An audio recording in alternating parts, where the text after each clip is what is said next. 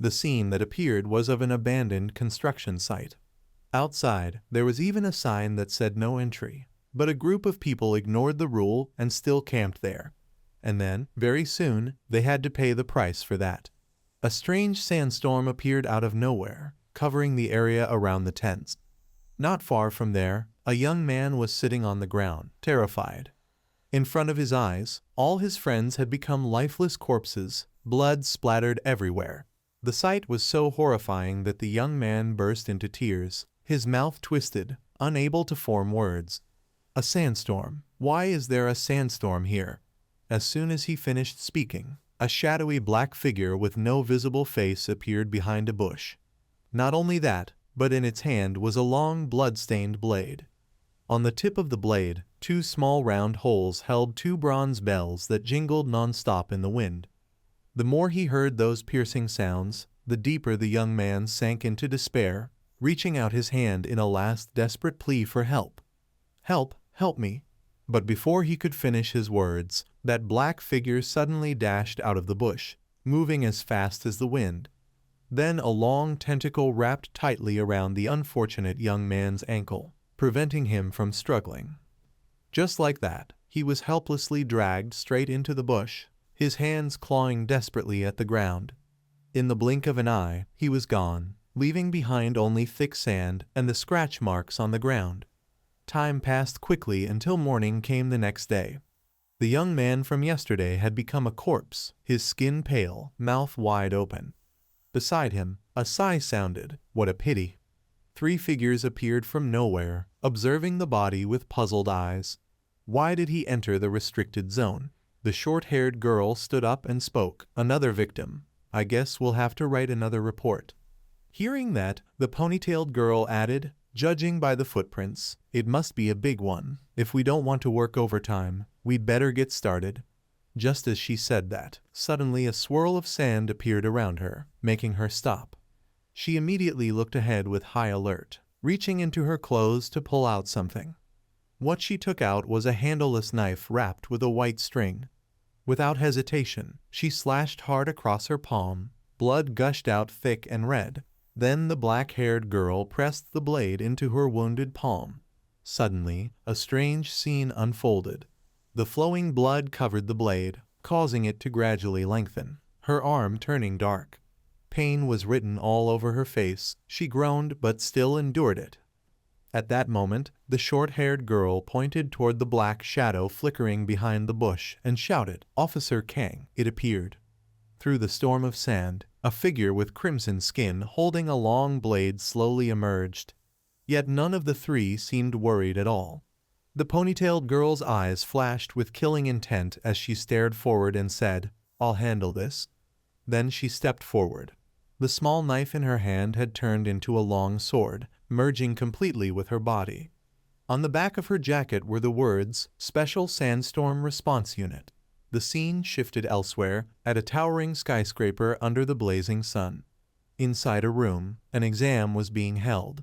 At the entrance, a small sign read, "Seoul City Civil Service Exam, Level 9. The room was crowded with people waiting for their turn. A loud voice called, "Candidate number 12, yes, please come in." At the same time, inside the men's restroom, a gloomy atmosphere hung in the air. A young man sat with his head down, extremely anxious, countless tangled thoughts running through his mind. "I'm doomed. I don't want to go. I want to go home. I'm too nervous. I'm shaking. My heart is about to jump out." His face had turned pale, sweat drenched his body. His hands trembled uncontrollably. "I can't do it." After calming himself for a moment, he stepped out and splashed cold water on his face. The cool stream cleared his mind a little, and he looked into the mirror reflecting his own image. It seemed things might get better, but they didn't. The sound of running water kept echoing in his head. He closed his eyes tightly and took a small bottle of pills from his pocket. "No, I have to take more. It's already over the dose, but I can't calm down." Just as he thought that, he suddenly heard a strange noise. The young man raised his head and looked outside. What met his eyes was the sight of a sparrow slowly descending to perch on a dry branch. Then it stared straight at him, its eyes seemingly alive. Facing that gaze, his expression grew even more panicked, doubting what he was seeing. Deep within the sparrow's eyes, the young man could see his own reflection, as if he himself were being marked as the target. Suddenly, a cold gust of wind blew down his spine, making him shiver, sweat pouring down his face. In that moment, a horrifying scene unfolded. The sparrow's face twisted grotesquely, and it even spoke in a human voice. "What are you looking at? You are dead for sure?" Hearing those words, the young man wasn't even surprised, because this kind of thing was already too normal for him. Damn anxiety disorder. A while later, when he stepped back outside, the television was showing news. And now for our next story, a couple camping on Ganghwa Island. 4 men and women in their 20s disappeared while camping on the deserted island of Ganghwa. But the young man didn't pay much attention to that news, muttering repeatedly to himself, "I can do it, I can do it, I can do it." His name was Han Maru, 29 years old. Just like any other young man, he was an ordinary Korean. He studied like everyone else, graduated from an average university, and was struggling with unemployment like everyone else. Today was the day Maru went for a job interview. After 5 years of preparation for the Level 9 civil service exam, he had finally reached the interview stage.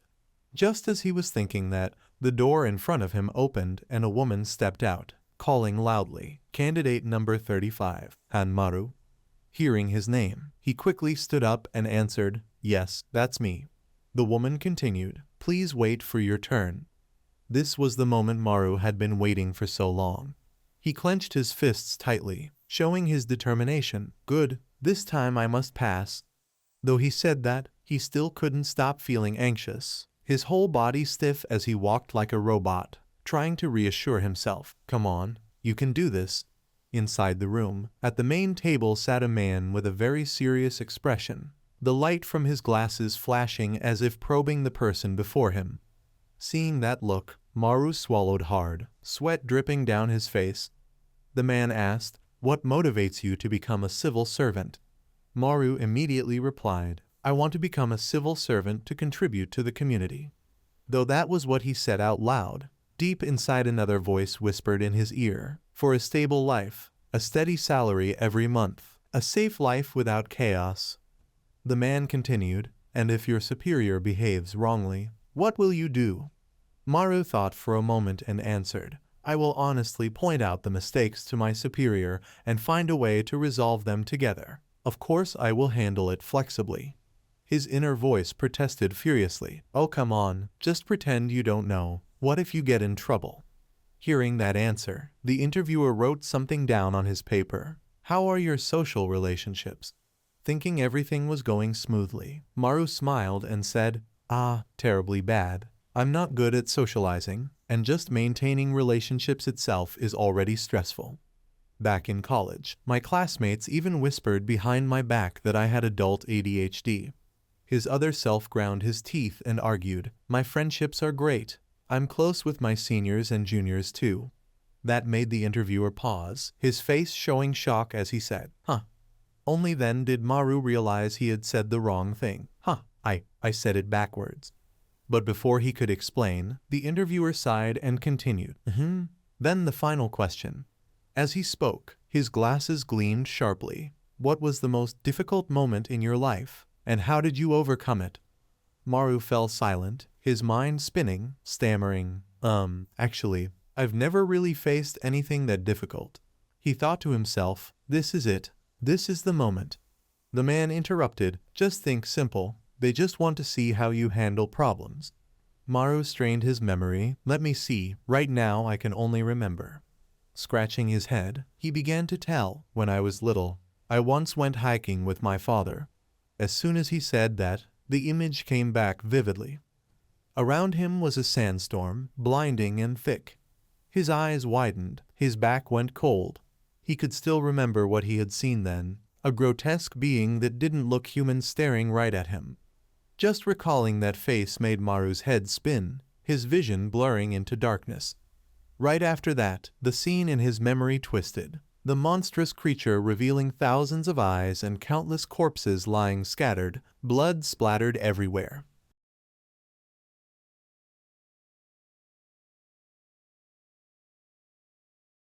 Maru's whole body stiffened as he sat motionless in the chair, not moving an inch.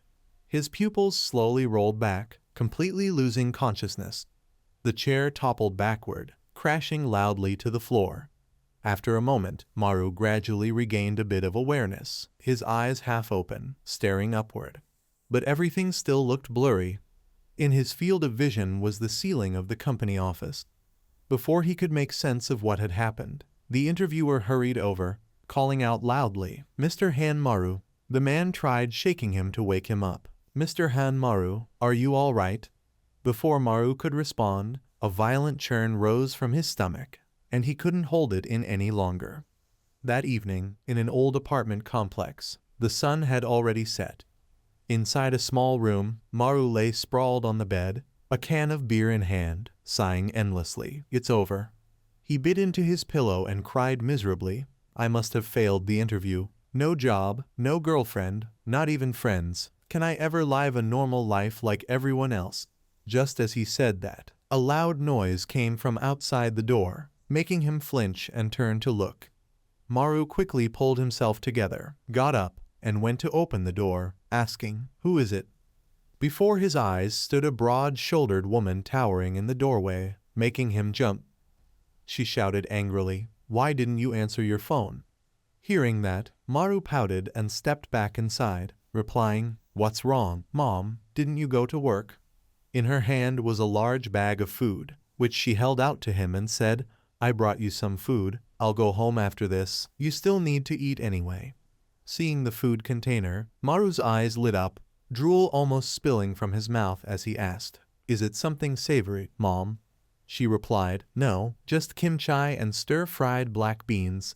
That answer made him deflate, his face drooping as he muttered, "I'll enjoy it." Then she glanced around the messy room and frowned. On the table were scattered papers and half-eaten instant noodles.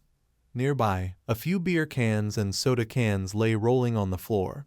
Seeing her son's room looking like a dump, Maru's mother could only sigh helplessly. "Hayes." Without even scolding him, she started cleaning up right away. "Impressive, my son. Just look at this place."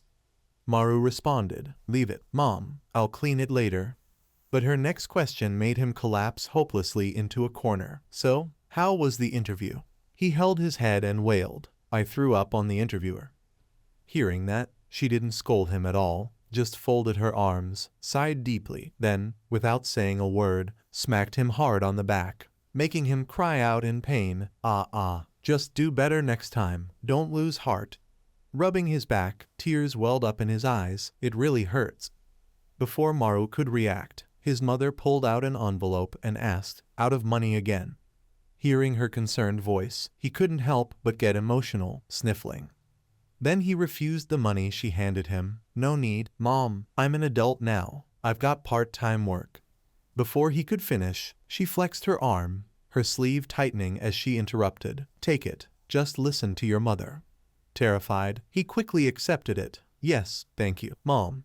Then she suddenly remembered something and said, "I heard your interview didn't go well, so I went to see a fortune teller about it." Maru looked surprised. "What?" Without letting him ask more, she made a decision. "Maru, you should take a trip to the mountain." And so, early the next morning, Maru took a boat to a distant mountain. Standing at the dock, he stretched and exhaled after an uncomfortable sleep. Looking around the place, he sighed tiredly. How many years has it been? I really didn't want to come here." But no matter what he said, he was already there, so he could only follow his mother's words. He remembered what she had told him. "I heard there's a very accurate fortune teller, so I went to ask about your job situation. They said the reason you keep failing interviews isn't because of ADHD or anxiety disorder. Your father disappeared 10 years ago and was never heard from again." As she spoke, her expression turned serious. "The fortune teller said your father died on the mountain you two used to visit, and his spirit is blocking your path." She added, "He also said you must go up the mountain, offer him liquor, and comfort his spirit. Then you'll be able to pass the civil service exam." Thinking of that, Maru gasped for breath, complaining, "Huff, how long do I have to keep climbing?" As soon as he finished speaking, an old house came into view, and he exclaimed in relief, "Found it." Without hesitation, Maru hurried forward, pushed open the gate, and stepped inside. His eyes scanned the familiar yard, taking in the scene. Then, in a fleeting moment of uncertainty, he saw something that made his eyes widen in shock. Standing in the yard at that moment was a child, and that child was none other than Maru himself when he was young. Before he could understand what was happening, the boy ran straight into the house.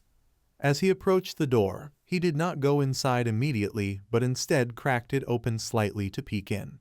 Suddenly, the sight before him made him hesitate.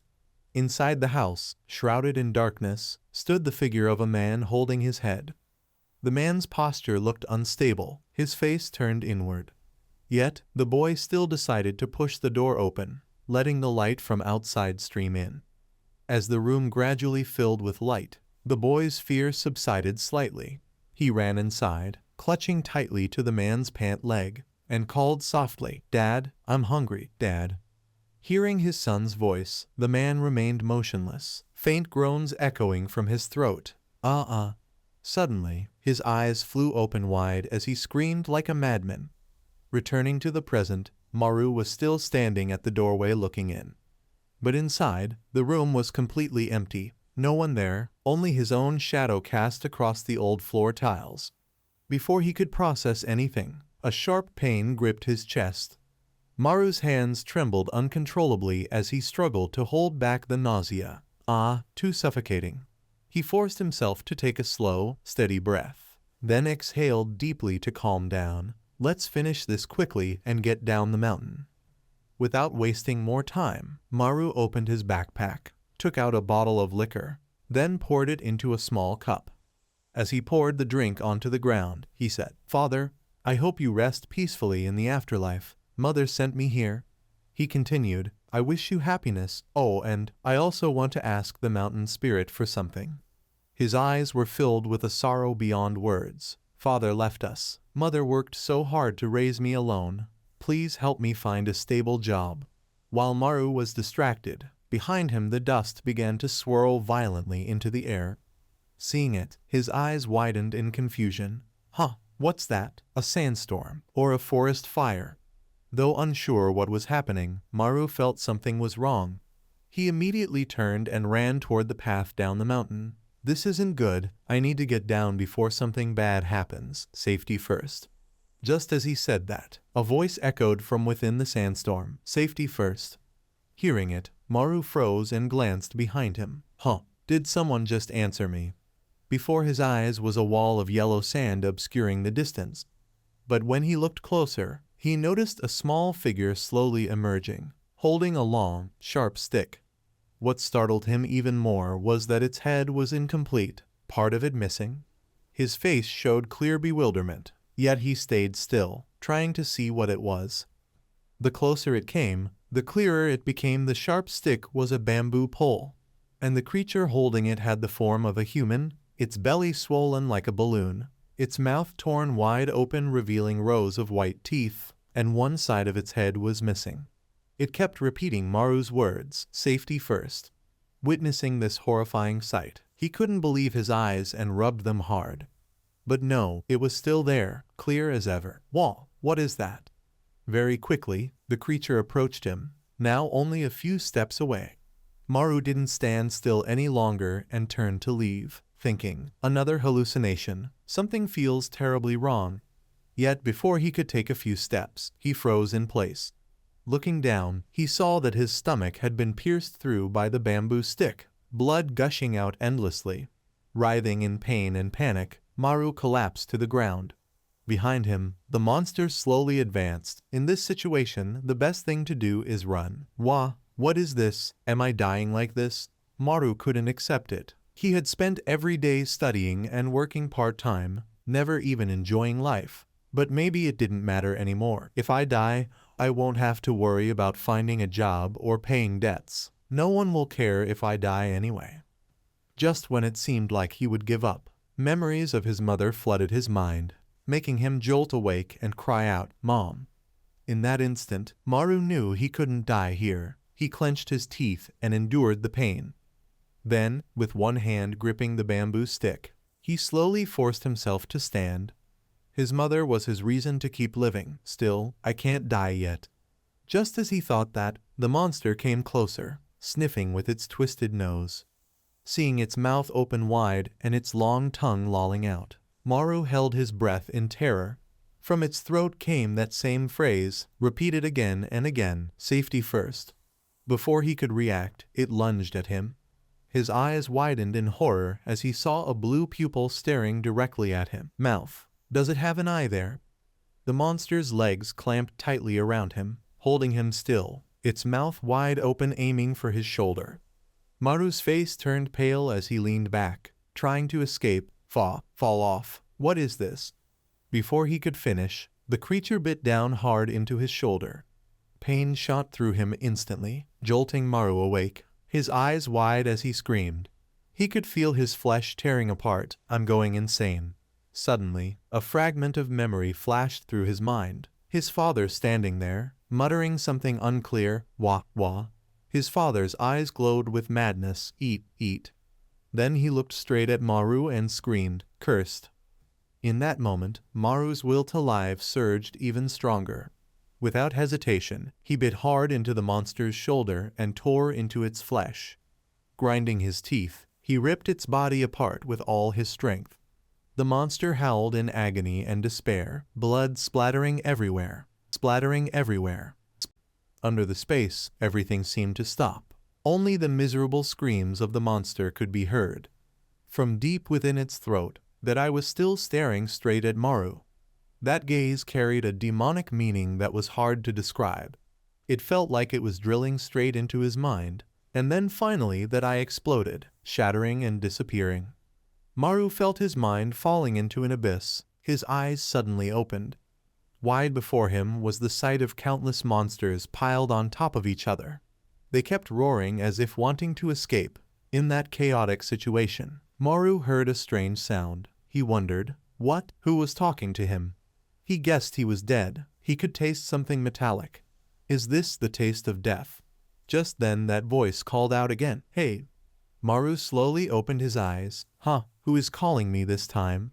And when his eyes adjusted to the sunlight, he saw two people standing before him asking, This is a restricted area. What are you doing here? Hearing that, Maru's expression was confused. His brows furrowed. Then he suddenly remembered what had happened earlier and sat up, breathing heavily. His eyes darted around, searching for the monster.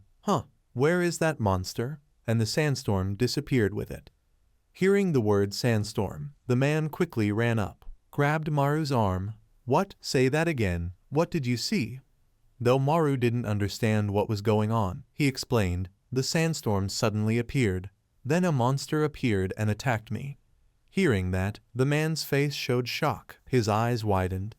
Maru continued, touching his abdomen and said, I thought I was going to die because it stabbed through my stomach. With that, there was no doubt left. The man glanced at the short-haired woman and nodded, signaling to her. Then, before Maru could figure out what was happening, the two of them moved aside, whispering, Yesterday, when the demon alarm went off and stopped right after, I thought it was broken. But it seems he killed it. Impossible. The short-haired woman shook her head in disbelief. Even with the power from demon blood, you can't use it immediately. The man agreed, glancing back at Maru who was still sitting there. Then he called out, Hey! His expression turned serious as he asked, Do you remember what happened yesterday? Hearing that, Maru reached into his pocket, fumbling for something and asked, What do you mean by yesterday? And when he pulled out his phone, the screen showed 1:30 the next day. Startled, he exclaimed, A whole day has passed. I was unconscious for a whole day after being killed by that monster. Watching him clutch his head and shout, the man and short-haired woman kept talking. That guy, if he defeated the demon, then he must have gained some ability, right? Also, he's still fine after yesterday. Isn't that too sudden? I think he still doesn't understand what's going on. Sighing, the man stepped closer and said, Hey, you just need to find out what happened. We've gone through the same thing. His hand gripped Maru's shoulder. Then he smiled, saying, You came at the right time. You'll have to join too. Hearing those strange words from a stranger, Maru asked, Join what? The man interrupted, First, let's get you some clothes to change into. Later, at a crowded settlement on the island, houses stood close together. Inside a two-story building, all the doors were tightly shut. Around it hung large signs that read, Special Official. Above was the title, New Employee Orientation Center. The more Maru looked, the less he understood, his eyes full of confusion. Right now he was sitting in a room, surrounded by many others neatly dressed, like an interview. His mind tried to make sense of everything but couldn't. What just happened? Looking at the large stage in front of him, he wondered, why am I suddenly attending an orientation for government officials? Everyone else around him looked gloomy, unwilling. Their expressions showed anxiety and fear, as if hiding something. Why am I here? The atmosphere grew heavier, making Maru feel suffocated. They're strange. What's wrong with their expressions? This is scary. Just as he thought that, a loud noise echoed, high heels clacking. A pair of red heels stepped onto the stage. The woman carried an air of authority, standing at the microphone, looking down at everyone. She introduced herself. I am Yu Young Yoon, head of the Seoul headquarters. I welcome all new staff to the environmental orientation. Before she could finish, someone raised their hand, stopping her. It was Maru. He stammered, I'm sorry, I don't think I can attend this event. Young Yoon interrupted. Not at all, I just received a report from the Gangwoo team. You've been hired as a special official starting today. Congratulations. Those words hit Maru like lightning, his mind filled with question marks. Maru accepted as a special official, but he hadn't even applied. Without wasting time, she continued, looking at everyone. You must already know that as special officials, we belong to the Environmental Orientation Department. As you know, we fight to protect others' lives, so you must never tell your family, relatives, or acquaintances. If you reveal it, you'll be punished for violating national security law. Hearing that, Maru was shocked, thinking, violating national security law. Young Yoon continued, her tone serious. Among you are recruits who received demonic energy this month. When demon blood enters the body, there is a chance to gain a demonic ability. The more he listened, the more confused he became. What is she even talking about? What kind of nonsense is this? I've never. Before he could finish, he suddenly remembered yesterday, when that horrific monster attacked him. Wait, could it be that I was bitten by that monster? Young Yoon went on. Fortunately, demons only appear in remote mountains. Sandstorms appear at the same time as demons, with density levels from 1 to 10. Her eyes widened, showing the gravity of the matter. The higher the level, the stronger the demons. She called out, Seonwoo. The man sitting next to Maru raised his hand. I'm here. Young Yoon asked, you received a level 7 demonic ability, right? I look forward to your contributions. He smiled confidently and replied, I'll do my best. Turning the page, she continued, and her eyes looked directly at Maru, Han Maru, who received a level 1 demonic ability. What kind of power did you get?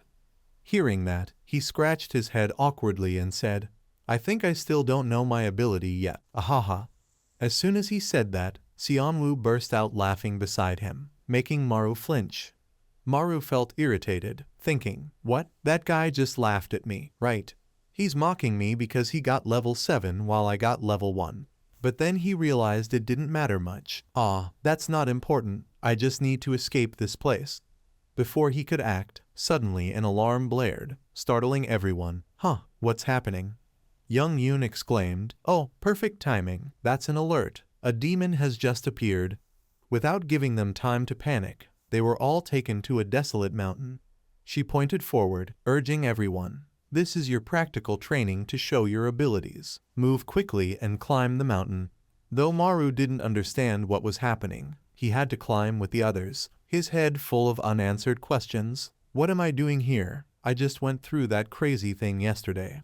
And now I have to go to this dangerous place. It makes me uneasy. We need to get down before the wind picks up. Safety first. Maru gasped for breath, saying, safety is. Before he could finish, a familiar sight appeared. It was a sandstorm again. His eyes widened in panic. What is that? That dust again?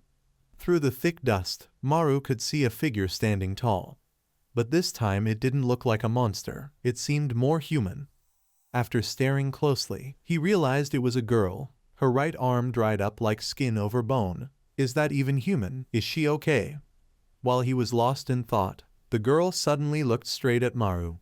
That gaze made him jump, his eyes wide. In front of the girl, a horrifying sight appeared, a huge wound, blood dripping down. What emerged was a gigantic monster, twice the size of a human, with a wooden stake piercing its head, pinning it to a rock. Maru's body went weak. He sat down trembling. No way, what is that? The others around him were equally stunned, their mouths hanging open. Before they could react, Young Yoon's voice rang out again. Why are you all so tense? Everyone attention. She smiled excitedly, announcing, all right, training begins now. Looking at the demon pinned to the rock, she explained, level 1 density. Even if it's huge, it's still the weakest demon. Young Yoon pointed at a ponytailed woman, introducing Captain Kang from the Ganghwa team. She stabbed a knife into the demon's brain, so don't worry, it can't move. Suddenly, Captain Kang's eyes shifted curiously toward Maru, the one who supposedly killed a demon yesterday. The more she looked, the more curious she became. What kind of ability does he have, and how could he kill one right after gaining his power? Young Yoon shouted, now, use your abilities and fight that demon. Hearing that, Maru froze, sweating like rain. Fight, fight, is she crazy? That monstrous creature was towering several times his size, his legs stiff. How could he possibly fight that thing? As he thought that, his chest tightened painfully. He clutched it, feeling a strange heat rising from within. My anxiety disorder again. My chest, it hurts. I can't breathe. His heart beat faster and faster, so loud it felt like it would burst. Then a strange sensation washed over him, making Maru wonder, what is this? Why do I suddenly feel hungry? The space around him seemed to distort, sounds closing in. His vision blurred, unable to focus. Behind him, a grotesque monster crawled closer. It stretched out its clawed hand, grabbing Maru's head. He froze completely still. The monster opened its mouth, revealing sharp teeth and glowing yellow eyes, speaking in a low guttural voice, eat it. Returning outside, the sandstorm still raged around everyone. Too focused on the demon, they didn't notice Maru's strange state. Saliva dripped from his mouth as he muttered, I want to eat. Deep inside, Maru felt something urging him. His eyes glowed as he looked up, screaming, I want to eat. I want to eat. Hunger churned violently inside Maru's stomach, his whole body trembling as he tried to suppress it. From his mouth, saliva flowed uncontrollably. At that very moment, a hand suddenly reached out and lightly touched his shoulder. Instantly, Maru snapped back to his senses, his eyes widening in surprise. The one who had just approached was Xianwu. He smiled and asked, Are you crying because you were too scared? Maru wiped the drool from his mouth and replied, No, it's just because I'm too hungry. Seeing that expression, Xianwu became even more disdainful, thinking, so it's true, he's scared out of his mind over something like this. Without wasting more time talking, Xianwu turned away, sighed, and muttered, What a useless bunch. Maru remained there, rubbing his stomach in confusion. Why did I just say I was hungry? Returning to the main topic, Young Yoon stood atop a large cliff looking down at everyone and shouted, Attention. She continued, Before you can hope to survive here, I'll explain some basic things for you to understand. The yellow dust spreading around us is created by demons. The stronger the demon, the thicker the dust, and when they are within the sand, they become even more powerful. As she spoke, she picked up a sharp knife and raised her hand. Then, without hesitation, Young Yoon made a shallow cut across her palm, crimson blood dripping out. Witnessing that, everyone winced in pain for her. But before they could comprehend what was happening, the wound on Young Yoon's palm slowly closed up as if nothing had ever happened. When we are inside the sand zone, we can also use part of their power, and our wounds will heal faster, she explained. Her face then darkened as she warned, But if it's a fatal wound, we can still die, so be careful. While Young Yoon was still speaking, Xianwu seemed uninterested, yawning repeatedly. Our abilities only work at full strength inside this sandstorm. Once we leave it, we're no different from ordinary people," he mumbled sleepily, tears welling from boredom, wondering how long he'd have to listen to these meaningless words. His eyes then shifted toward the demon pinned on the massive rock. "Of course, the most important thing is being able to use our powers." Feeling restless, Xianwu tilted his head slightly, murmuring, "Let's see." Then, he bit hard into his own lip. Blood began to ooze from the wound, and the sand quickly surged forward, entering through the open cut. Each grain of sand seeped into Xianwu's blood, flowing through his arteries. His fist clenched tightly, veins bulging across his reddened skin. His pupils gradually shifted to a glowing, eerie yellow. At that moment, Xianwu looked like a completely different person. A twisted grin spread across his face. If the sand enters through a wound, let's see how much power it brings. Thinking that, he quietly reached behind his back and slipped on a shiny black glove. Without hesitation, he snapped the joint of his index finger and muttered, "Let's see how strong this gets." The moment his finger broke, the knife lodged in the demon's head shattered into pieces. Sensing danger, Captain Kang's eyes widened as she turned sharply toward it. She ran toward the others, shouting, "Be careful." Around them, the sandstorm thickened, blinding their vision. Through the swirling sand, the demon rose, towering like a massive pillar. It seemed to have gone mad, unleashing its strength with a terrifying roar. Its clenched fists slammed into the ground, causing the earth to crack and split. The gusts of wind struck the group with force, leaving them unable to react in time. Seeing the situation grow increasingly dire, Captain Kang couldn't stand idly by any longer and prepared to jump in to help. But before she could act, Young Yoon raised her hand to stop her, shouting, "Don't interfere." Kang protested anxiously, "But it's too dangerous for the new recruits." Of course, Young Yoon knew that, but she still chose not to intervene, saying, "Fine, this will serve as their practice. If they can't adapt, they won't survive anyway." Meanwhile, the demon suddenly stopped mid-step as if sensing something. Its face snapped toward one direction, glaring intensely. Its gaze pierced through the crowd right at Maru's position, making him panic. His face filled with fear as he gritted his teeth. "What the hell? Why is it looking at me?"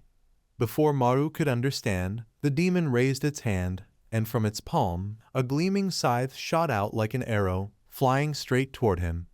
Seeing this, Captain Kang froze, unable to react in time. Maru was thrown to the ground, his arm torn open and drenched in blood, his voice trembling in agony. His whole body shook as he clutched the wound, hissing in pain.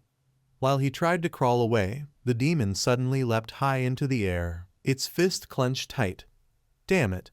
A thunderous crash echoed as the demon landed right in front of him. Its massive shadow swallowed the light, leaving only Maru's terrified face visible. For some reason, it seemed the demon had chosen Maru as its prey. Its clawed hand slowly lifted. Just then, the ground beneath them split open, and two massive red centipedes burst forth, wrapping around the demon's body and neck, immobilizing it. The tighter they constricted, the more the demon's body trembled. The centipede's glowing eyes and sharp fangs gleamed menacingly. This attack came from a man whose head bore two long antennae. His hands were plunged into the ground, channeling power. Taking advantage of the demon's restraint, a swift woman dashed forward. In the blink of an eye, she vanished from her spot and leapt high. Her hand, sharp as a blade, slashed clean through one side of the demon's head. The woman carried a different kind of strength, fierce and unyielding. The demon howled in pain as sand spewed endlessly from its mouth. Hearing its agonized screams, the clawed woman and the centipede man exchanged hopeful glances, asking, "Is it over?" But before they could celebrate, the sandstorm surged and poured into the demon's wounds. The flesh on its head began to regenerate, bubbling violently until its head was fully restored as if nothing had happened. Shocked, the two gasped, "Impossible, it healed that fast." After regenerating, the demon seemed even stronger. Its massive hand gripped one of the centipedes and tore it away effortlessly. The centipede man froze in horror, unable to react before the demon hurled him backward. slamming him into the clawed woman. But it didn't stop there. He felt himself being yanked violently back toward the demon. In that instant, the demon's giant hand seized his throat, squeezing hard. The man struggled to breathe, his body trembling, forcing out words, "Let me go." Watching its prey writhe in despair only excited the demon further. It opened its jaws wide, revealing rows of sharp teeth, preparing to bite down. Facing death, the man screamed, "Help me." The moment his plea ended, nearby, Xianwu snapped another finger crack. The demon's face twisted unnaturally, its jaw bending sideways. Its grip loosened, allowing the centipede man to fall free. Xianwu's glowing eyes narrowed as he clenched his fist and said coldly, "That's enough." Demon collapsed. The demon went berserk, veins bulging across its face as it turned toward Xianwu, ready to strike with another scythe. Yet Xianwu remained calm, slowly removing his glove. He gripped his own wrist, and without hesitation, twisted it backward until the bones shattered, muttering, "Die." The demon's neck twisted violently several times before its head exploded, splattering blood everywhere. Its massive body fell to the ground, motionless. Stepping forward, Xianwu placed his foot on the demon's severed head, his eyes cold as he thought, to kill it, just cut off its head and keep it from touching the sand. Everyone watching was stunned and full of admiration. He's too strong. He defeated that demon in an instant. Yet even after killing it, Xianwu felt no satisfaction. Too weak. It fell before I could even warm up. Just then, Captain Kang stormed over, furious, shouting, "Hey!" She pointed straight at him and demanded, "You caused this chaos, didn't you? You're the reason the demon woke up. If you keep this up, the new recruits will be in danger." As the demon's body turned to sand and faded, Xianwu retorted, "Don't blame everything on me." Hearing his excuses, Captain Kang couldn't hold back anymore. She grabbed his arm tightly and yelled, "It's all your fault. Take responsibility and stop arguing." Before she could continue, Young Yun approached, clapping loudly. She praised, "Enough. He really is skilled." Since it's their first time, many of them panicked. But before she could finish, her expression shifted. "Wait." Looking around, Young Yun realized Maru was no longer where he had been. One of the new recruits, he's gone. Not far away, Maru was running for his life as fast as he could. Unfortunately, behind him, another demon was chasing, the sandstorm growing stronger. "This isn't good. I can't fight them," he thought in terror. "I have to hide. It's the only way to survive." Just as he said that, something ahead made him freeze. A massive shadow loomed before him, making him stumble back in fear. What now? Back where Young Yun stood, she sighed in frustration. Running from a demon, how disgraceful. He doesn't deserve to be a special official. Captain Kang stood nearby, rubbing her chin thoughtfully, her brows furrowed. "Something's off," she murmured, remembering how the demon had charged straight for Maru earlier. It seemed to have specifically targeted him. Young Yun turned and called out, "Chief Kang Cha-na, go find him." Kang replied, "But is there something strange about this?" She added worriedly, "The demon is dead, but the yellow sand remains." Indeed, just as she said, the sandstorm still raged instead of fading, growing even denser. Young Yun muttered, "If that's the case." Meanwhile, at Maru's location, misfortune struck. Before him stood a colossal gate, spewing thick clouds of sand. "Why is there a gate here?" From within that gate, behind the swirling dust, came monstrous roars that sent chills down his spine. The next moment, a massive, grotesque demon burst through. Luckily, at the very last moment, Maru ducked behind a nearby bush, covering his mouth to silence his breath. His body trembled uncontrollably as he thought, "I ran all this way just to encounter another one." Peeking out carefully, he tried to observe, but the demon was gone. Only pale yellow dust remained, nothing there. Relieved, he let out a quiet sigh only to freeze again, realizing the demon was now standing right behind him, watching intently. "It's gone, right? It's gone, right?" While Cha-na and Young Yun were still standing there in confusion, a man ran over in a hurry, shouting loudly, "Chief!" His face clearly showed worry. "Chief Kang Cha-na." Hearing this, she startled and turned to ask, "What's wrong, Yusiak?" He didn't answer right away, but took a few breaths to catch his breath before saying, "There's a phone call, reporting that the number of level 3 Rakshasa demons has increased." Hearing this, young Yoon couldn't believe her ears and exclaimed, "What? They've never appeared in the same area at once." Knowing there was no more time to hesitate, Chan Na urged, "Where did they appear?" "In the restricted area." At that very moment in the restricted area, just as she suspected, the surroundings were covered in a thick layer of golden sand, swirling even more violently. Suddenly, a hand grabbed the barbed wire and pulled hard. The man's body lunged forward without caring about anything else. The man running as if chased by ghosts was none other than Maru. His hands clenched into fists, using all his strength to run away from the demon chasing him. Maru was so terrified that tears and snot ran down his face, sweat pouring from his forehead. Yet he couldn't stop. His mouth screamed desperately, "Help me!" Just as he said that, his foot tripped over a pebble on the ground, making him stumble. His whole body fell down the cliff, but luckily, the height wasn't too deep. Very soon, Maru managed to sit up, rubbing his sore head after hitting the ground. What caught his eyes not far away was a small house, appearing like his lifeline. Without thinking twice, Maru ran toward it with all his strength. Ah, a place to hide. Moments later, inside the shabby tin-roofed house, the golden sandstorm began to surge. Standing behind the closed door, Maru couldn't stop trembling, his heartbeat pounding like a drum. What is this? Though frightened, he decided to slightly open the door to peek outside and observe. It probably didn't follow me here, right? Before he could finish his sentence, he saw the demon already waiting outside, half hidden behind the sandstorm. Ah, damn it, I'm done for. Looking closely, Maru noticed several sharp stones floating above the demon's head, circling like blades. His eyes widened in shock. What is that? Looks like leaves above its head. What should I do now? At that moment, the sound of a door opening startled him. His eyes widened in horror. Outside, an old woman had just returned home. Hearing strange noises, she asked, "Who's there?" But the thick sand obscured her view, making her unable to see clearly. How strange. Fog during the day, can't see a thing. The demon also heard her voice and turned sharply toward the sound. But the old woman remained unaware. It's so blurry, I can't see anything ahead. Seeing his prey right there, the demon's mouth trembled slightly, growls rumbling deep from its throat.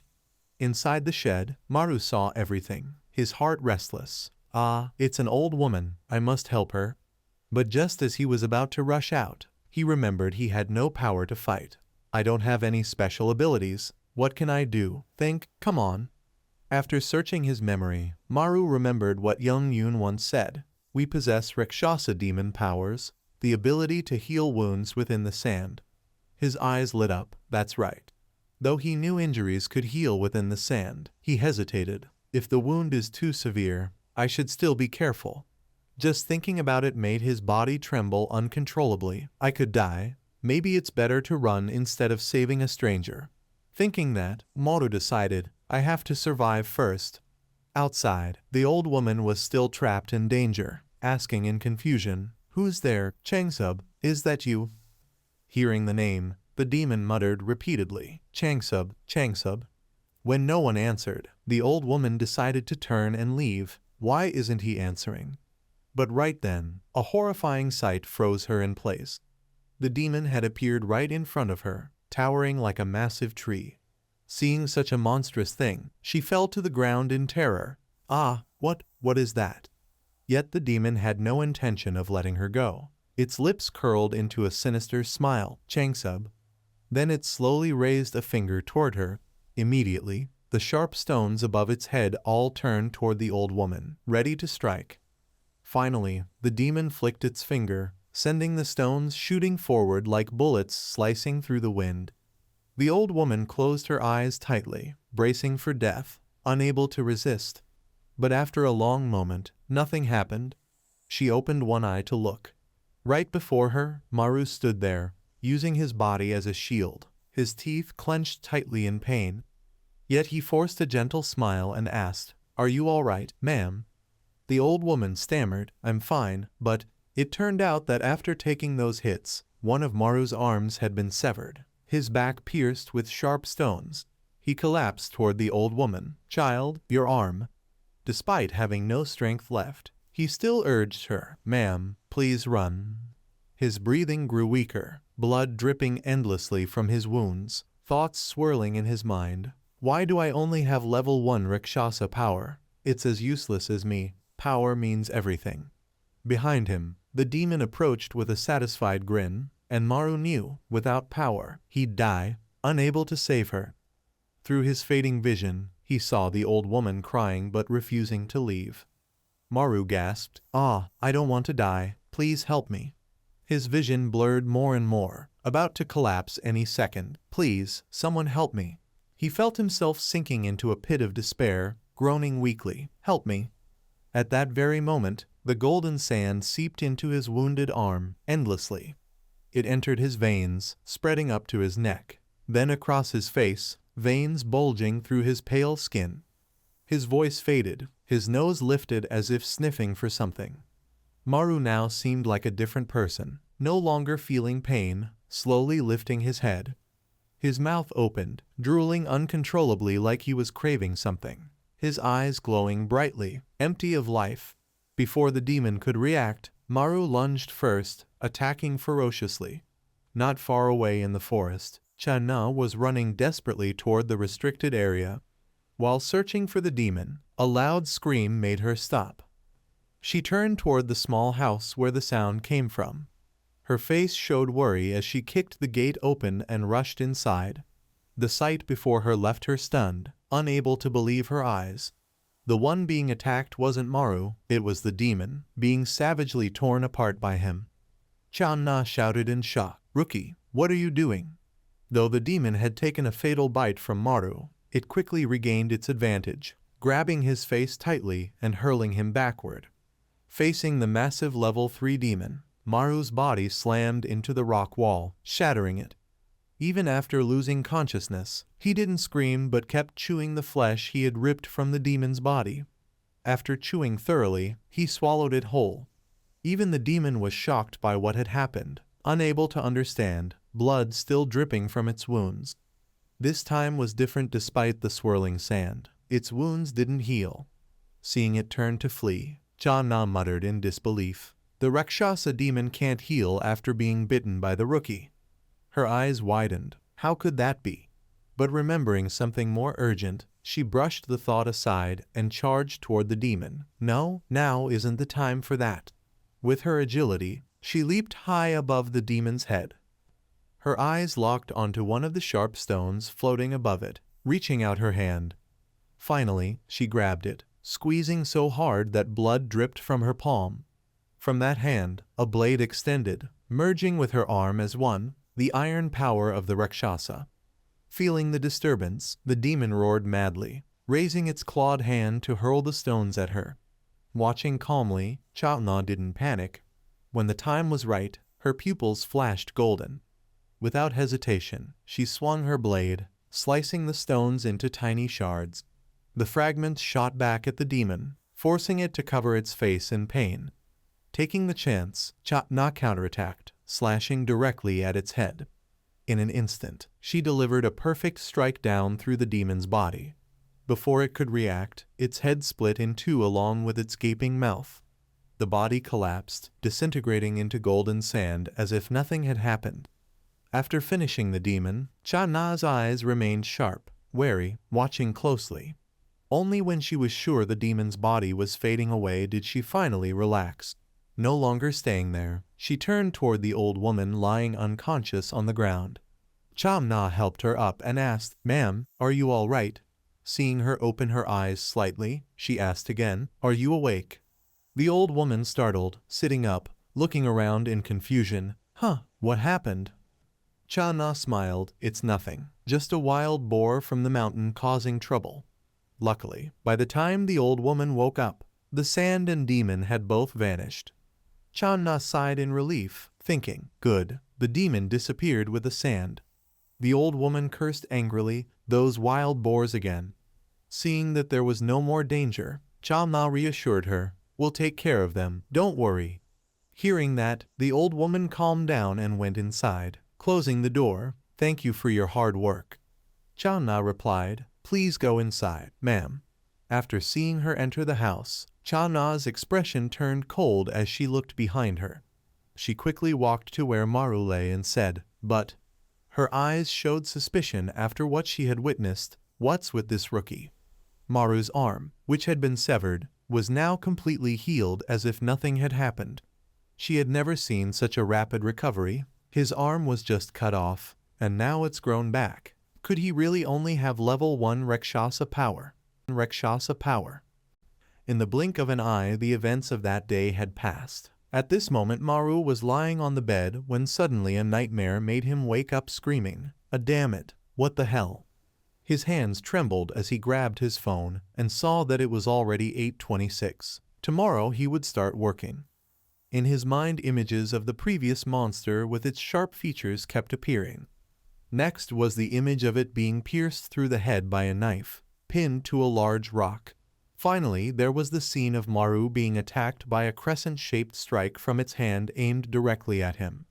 Just thinking about it made him feel more devastated than ever. His whole body exhausted with a gloomy mood. Oh, he did not want to go at all. The shock from that day still had not left him.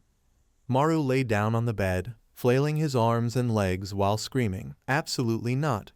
He thoughtfully considered the scene of being unemployed and having to depend on his mother, though it was true that finding a job was urgent. The more he thought, the more his head ached, his eyebrows furrowed. Finally, he decided not to care about it anymore, turned over and pulled the blanket over himself. Sleep first, then deal with it later. Like that, he quickly fell into a deep sleep. Thinking this would be a peaceful sleep, Maru was instead transported into a bizarre dreamscape. Before his eyes, a chaotic, bloody scene appeared with different demons. Among them, a demon was being torn apart by its own kind in a horrifyingly brutal way. Suddenly, a voice echoed from another realm directly into Maru's ear, startling him awake. Come back here, huh?" This dream was so vivid he could hardly breathe, sitting on the bed drenched in sweat. Maru looked at his palms confused and wondered, "What the hell? Why does it keep haunting me?" Just as he finished speaking, he noticed a beam of light shining through the window. Oh, is it already morning? To see outside, Maru reached out to slide the window open. Then he even leaned his head to look at the source of the light. What hit Maru's eyes was the sky still pitch black, but the peak of the mountain was illuminated by a large fire, thick black smoke rising. He exclaimed in horror, "Oh what? Qingjiasan Mountain is on fire. Hopefully the fire will not spread here." At the same time, on the mountain peak, the figure of a demon appeared, surrounded by blazing fire. Its appearance was unlike other demons. Its skin cracked open to reveal molten lava inside. Suddenly beside it, the figure of a girl appeared, swinging her hands to create a downpour. That girl had also received demon blood, and her power was water, the hydro ability of the Rasat demon. Each drop of water that touched the fire demon's body immediately evaporated. It hurriedly raised its hands to shield itself. Taking advantage of the fire demon being distracted, another person used his ability, puffing his cheeks to take a deep breath. Then he exhaled icy cold air like snow, the ice power of the Rasat demon. Receiving this strike, the fire demon's legs froze and could not move. These abilities were transmitted from the Rasat demon. Depending on the Rasat demon's level, the powers would be strong or weak. In just a blink, the fire demon was frozen into a large block of ice, and the girl quickly landed behind the man. Her expression showed clear worry as she asked, "Captain, Rasat demons usually do not appear at night." However, even he could not understand the current situation. His strength gradually depleted after the previous strike. He reminded, "Now focus on stopping the forest fire." Finishing his words, he glanced at the frozen fire demon standing motionless.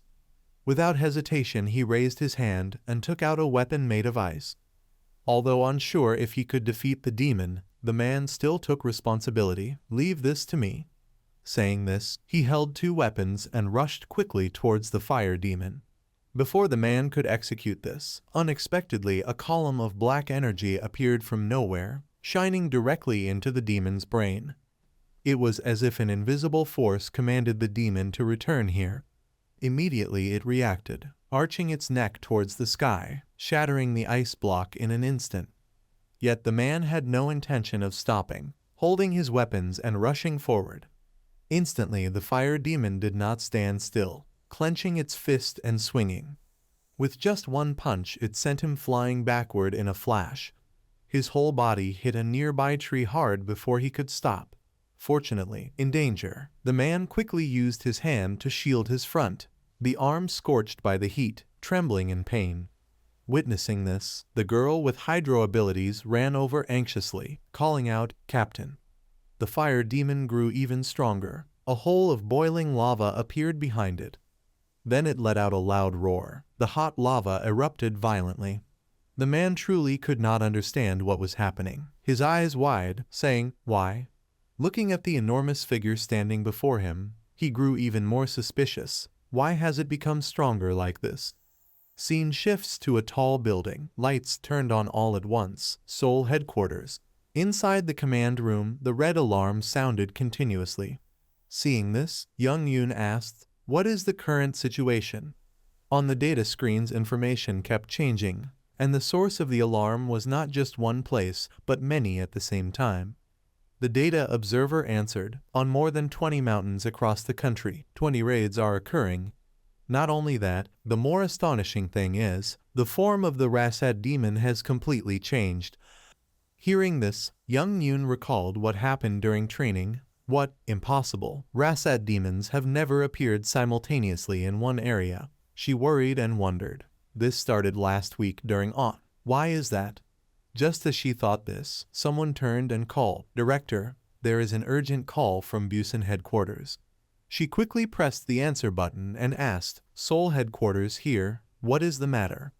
On another mountain in Busan province, a man with a worried look sighed, "Oh sister." Just saying this, his attitude instantly turned 90 degrees, smiling, asking, "I am B. Myung-sik, currently responsible at Busan headquarters. How are you? When will you come to Busan?" Hearing these nonsense questions, Young Yoon did not bother to answer, angrily replying, "Greetings are enough, get to the point." He began to explain, "Well, on Gimjin Mountain in Busan, a gate has appeared, and more amazingly, it has not closed for 3 days." This shocked her, mouth open, saying, "What?" From inside that gate, golden sandstorms continuously poured out, along with groans. The figure of a demon with a strange shape gradually emerged. Myung-sik continued, "A bunch of demons came out." He asked curiously, "I do not understand why the gate does not disappear. Do you know?" Young Yoon gave her guess. The Rasa demons must be worried about something. At the same time, from inside the gate, a demon with countless long tentacles and a red scarf on its head emerged, facing a girl. The demon began to speak in a language only they could understand. Myung-sik said, "A Rasat demon language interpreter at Busan headquarters told us." The demon seemed extremely urgent about this, screaming crazily with only one sentence. And the girl was attentively listening to the demon's words. The demons were screaming the sentence. The interpreter translated, "Bring him back here." Hearing this, Young Yoon did not understand at all. Bring him back. Who is he? The situation grew more tense. The demon soared into the sky, pulling a stream of golden sand. Then it hovered for a while as if searching for something.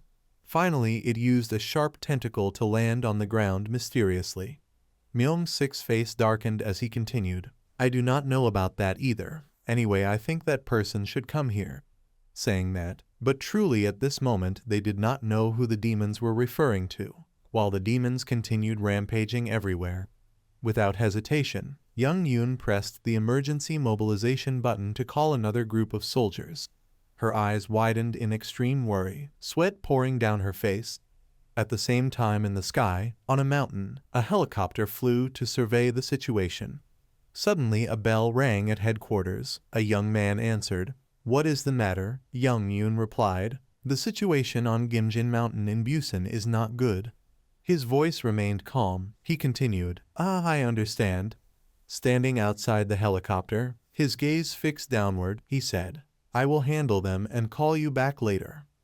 After observing for a while, the young man finally detected the location of the disturbance. There it is. As soon as he said that, his figure disappeared from his previous position.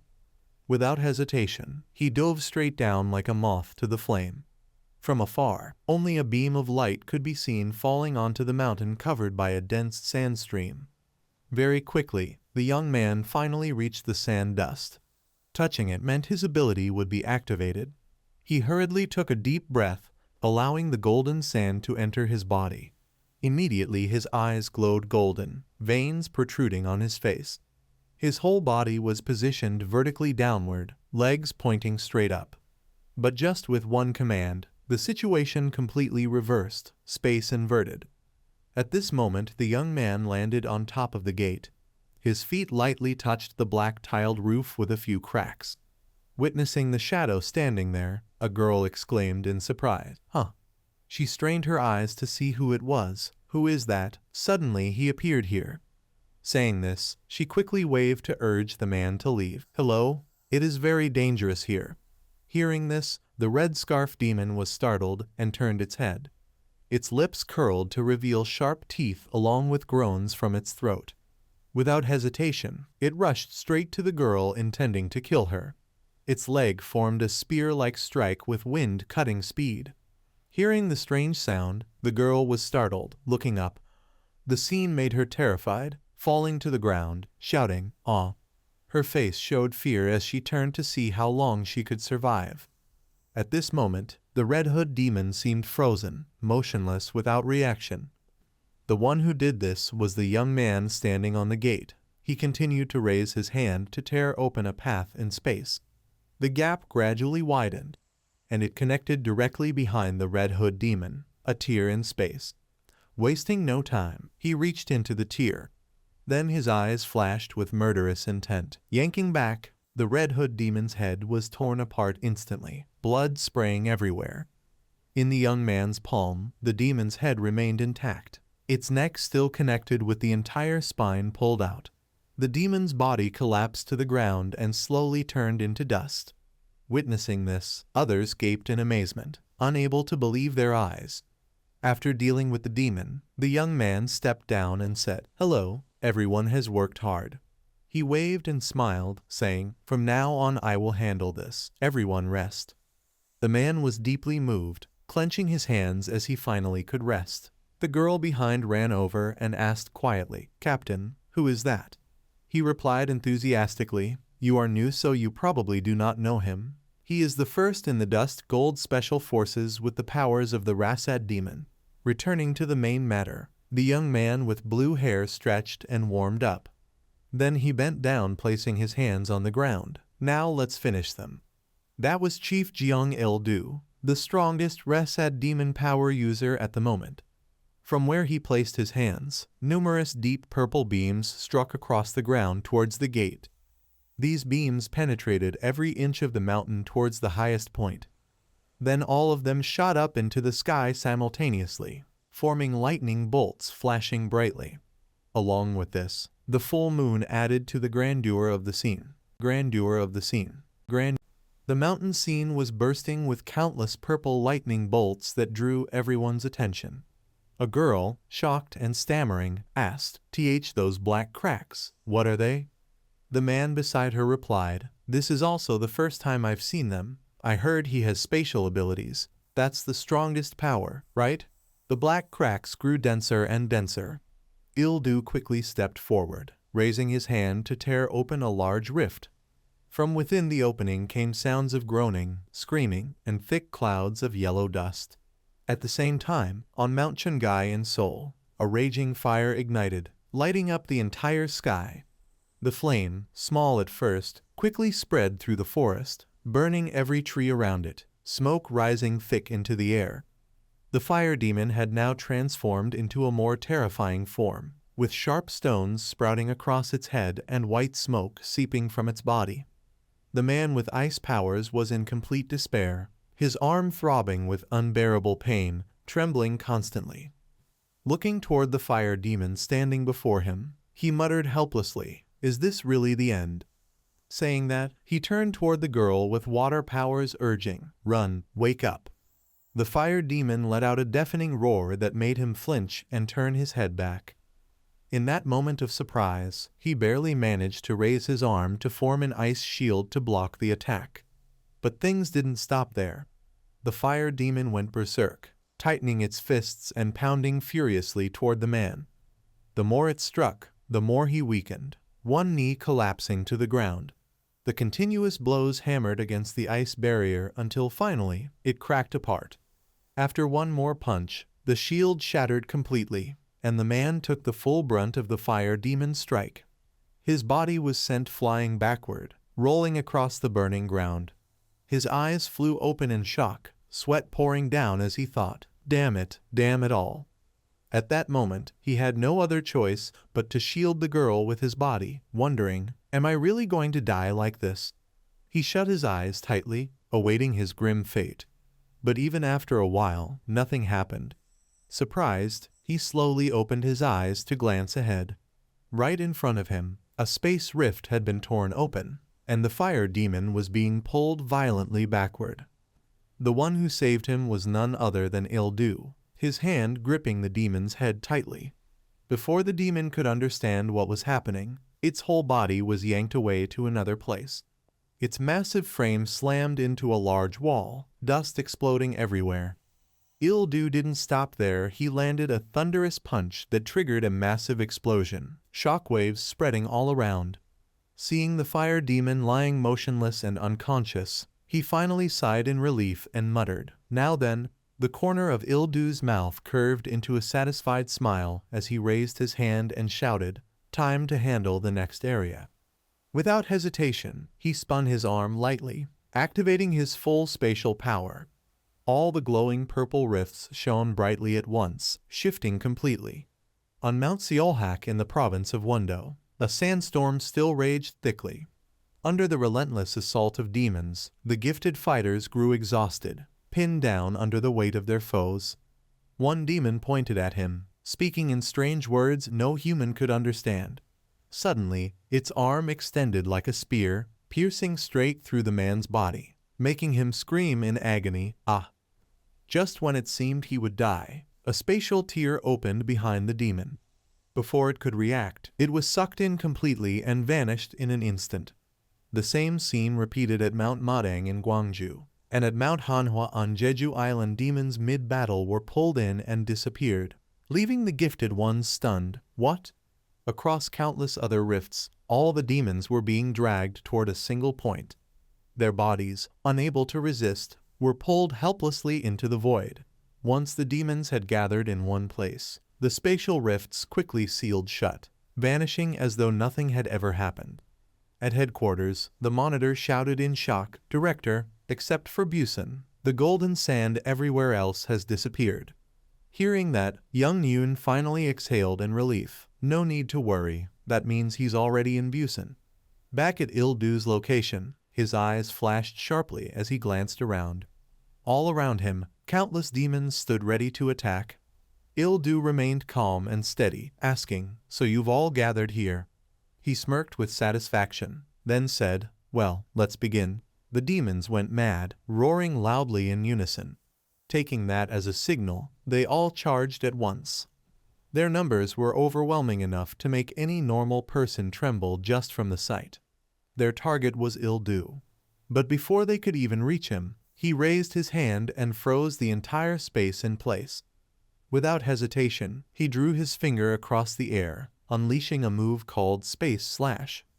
The cut sliced cleanly across every demon before they could react.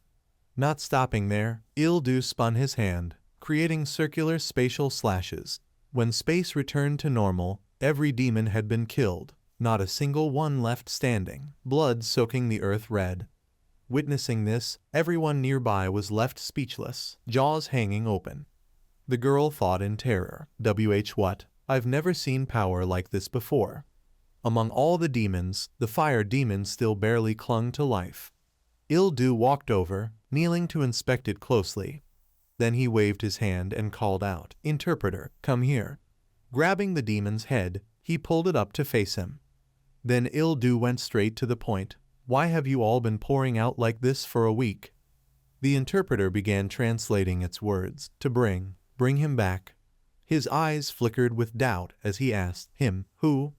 But the demon couldn't say the name, only mumbling endlessly, Who? The interpreter gave up. Besides, bring him back. It just repeats our words. Seeing there was nothing more to learn, Ildu frowned and threw the demon to the ground. Then there's no other choice. His expression darkened, his pupils glowing as he continued, "I'll just kill every last one of you." Without hesitation, he executed it on the spot, blood splattering across his face. Once done, Ildu turned away, saying, "Now then." The next thing he would handle was the gate, the source of everything. "I'll deal with that gate." With that, he crouched down and placed his hand on the ground. From where his palm touched, a violent surge of spatial power burst forth, glowing a brilliant purple. The ground split open into a deep, black rift stretching straight ahead. Its destination the gate. The entire area caved inward, and in the blink of an eye, the massive gate was swallowed by the void, leaving no trace behind. The gifted ones nearby stared in awe at Ildu's immense power, their admiration clear. A girl behind exclaimed, "So cool, it's really reassuring to have him as our leader." Seeing his handsome face and commanding aura, they were even more amazed. "They say he's around 50, but he doesn't look like it at all." After finishing the job, Ildu withdrew his hand. Everything returned to silence, the chaos gone as if nothing had happened. So that's spatial power. That night ended in peace. By the next morning, at Seoul headquarters, young Yoon walked in carrying a stack of documents, asking, "You're back already?" She coldly continued, "What about the gate?" Hearing that, Ildu straightened his tie and replied, "I sealed it in my shadow space." Just the thought of it made young Yoon shiver. "Ugh, even if I die, I don't want to go in there." He slumped into his chair with a groan. "Ah, I'm so tired." She cut him off. "Stop pretending. You always handle everything yourself." Ildu explained, "Even I have limits. Running an entire organization isn't easy." Before he could finish, she grabbed the remote and turned on the main screen, interrupting him. "Here's the information you asked for." He responded. On the screen appeared a list of people who had just joined the organization. Young Yoon asked, confused, "But why do you need info on this new recruit?" He glanced briefly and answered, "The Rakshasa demons are looking for someone." Scanning the list, all he saw were ordinary people, nothing suspicious. But when he reached the end, Ildu noticed Maru, his frightened face completely different from the rest. "I want to know why." Meanwhile, in a dark dimension where the demons lived, they were gathered in dense ranks, each with grotesque forms. All their eyes were fixed on a colossal figure, dozens of times larger than the others. It had the body of a woman, curvaceous yet lacking arms and legs. The creature stood upright, gazing down upon the demons below. Above its head floated sharp stone fragments circling eerily. Suddenly, its eyes gleamed blue as it spoke in a cold, hellish voice, "Bring him back here. I need him. Here." At dawn, in a two-story building located on an island where Maru had been summoned for an interview to join the Golden Dust Squad, after several days and nights of hesitation, he finally decided to return. Looking toward the building, he still couldn't shake off the psychological trauma. His expression darkened as he muttered, "So I've come back here after all." In his mind, he imagined his mother bursting into tears of joy upon learning that he had found a job working for the government. "My son has succeeded and become a civil servant." She emotionally patted his shoulder and said, "Now I can die without regrets." Seeing her proud and happy smile made Maru feel joyful as well. "Seeing my mother cry like that makes me so happy." But could he really work here successfully? After a moment of hesitation, he finally stepped inside, and the first thing that caught his eye was a man with a drunken face and flushed cheeks saying, "So you're here." But this time, the man didn't seem the least bit welcoming, turning around and walking away immediately. "Why did you come here? I don't need a deserter like you." Startled, Maru stepped aside, covering his nose, wondering, "Is that alcohol I smell?" As the man continued walking, he suddenly noticed someone standing ahead, smiling and waving. "Oh, you're here too." The person standing there was none other than Xianwu. His expression darkened with anger as he glared and asked, "Captain, why wasn't I assigned to the Seoul headquarters, but to this Kangwa-do branch instead?" Hearing that, the captain smirked mockingly. "How should I know? Someone with such strong demonic power like you. Even I didn't think they would do that. What, do you have a problem with that decision?" Xianwu shouted furiously, "Captain." Not wanting to waste more time, the man turned back to Maru and said, "Anyway, since you're here, welcome to the team." Hearing those words, Maru's entire body stiffened. His eyes filled with anxiety as he thought, "It's finally time. What on earth is inside?" His imagination conjured a horrific image as the door opened a blindingly red space where a group of people were dissecting a demon's corpse with insane grins. Just imagining it made his legs weak and his mind go blank. While Maru was still dazed, a voice suddenly called out, "Pull."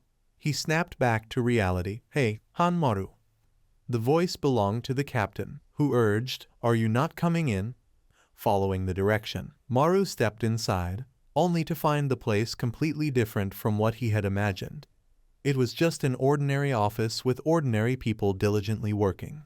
He scratched his head in surprise. This looks way different than I thought." The captain looked at him and introduced himself. "I should probably introduce myself first. I'm Go Deok Man, captain here, Go Deok Man, 41 years old, special civil servant for 12 years. He then pointed toward a short-haired woman nearby. "That's civil servant Yu Jai-won, 36 years old, special civil servant for 7 years.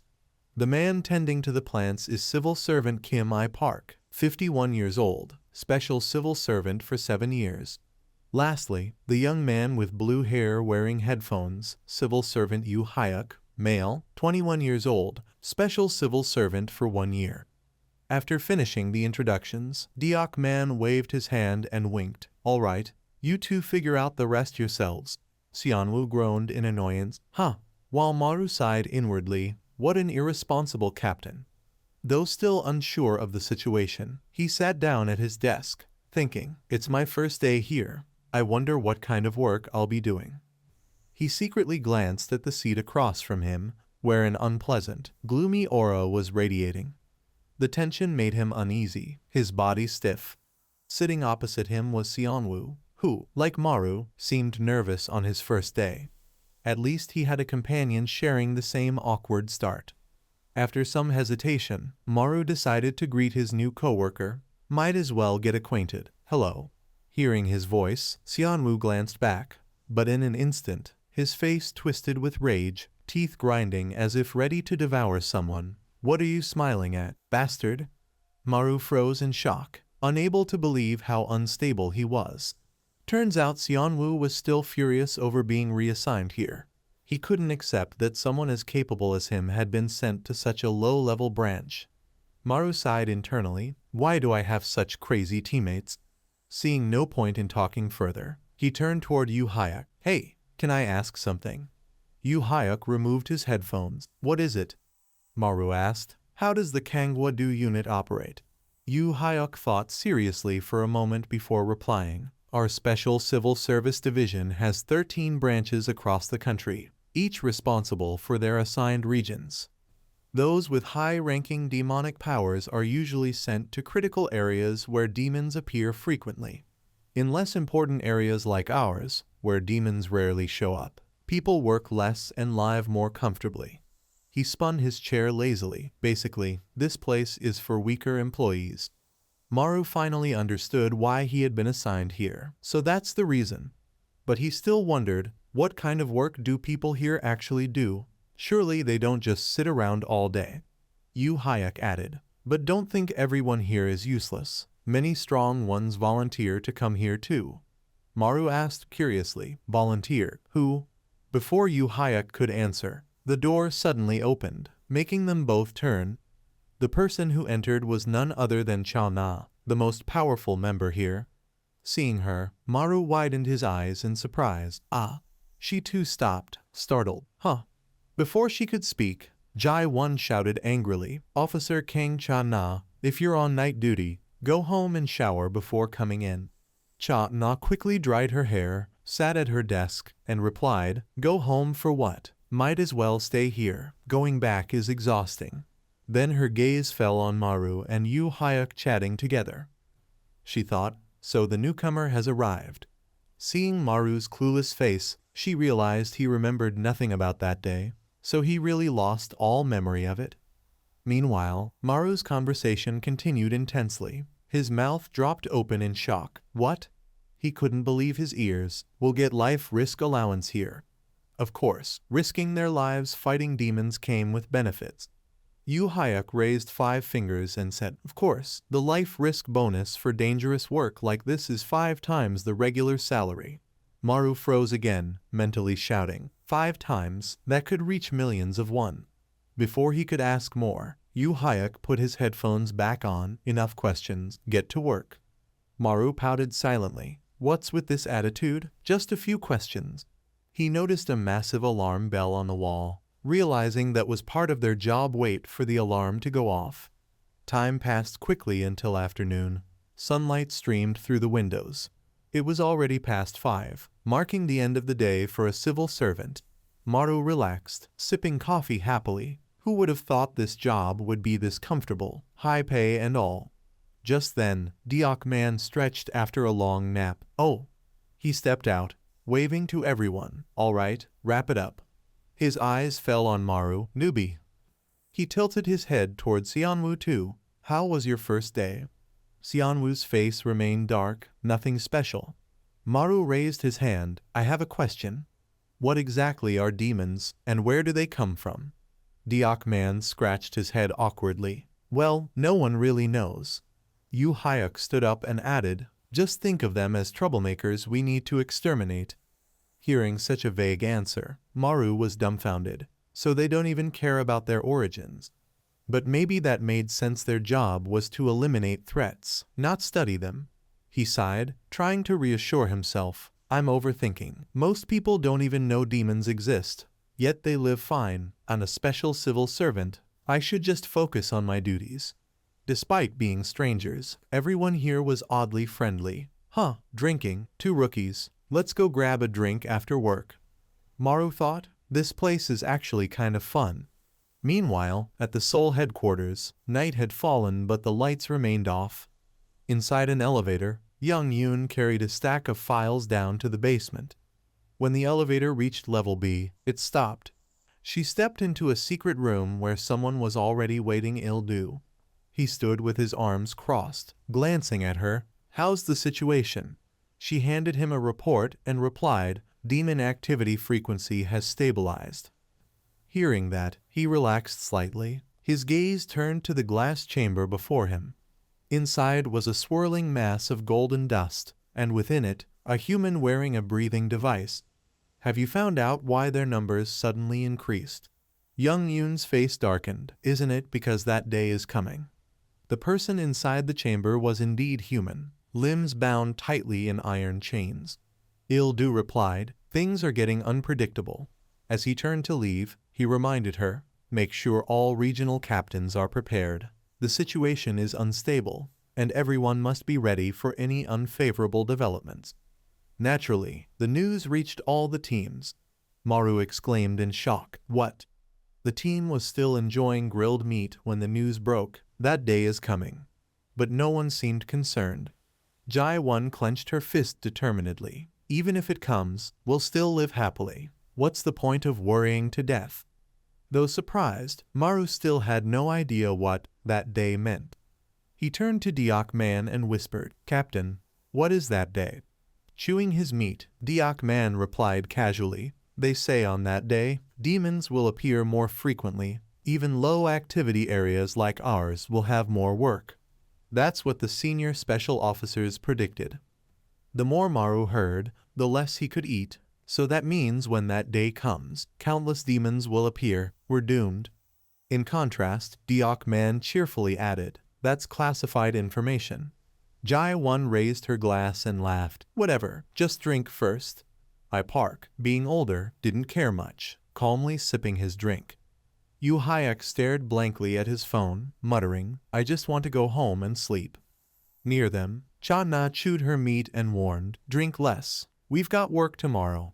Xianwu still looked miserable. Just like that morning, why did I have to be reassigned here?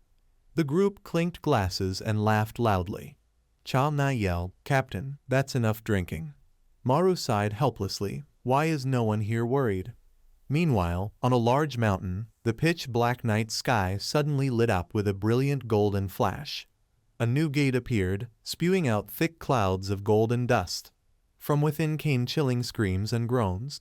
Soon, a hand with sharp claws slowly reached out. And not just one, but dozens of identical hands belonging to a demon of immense power.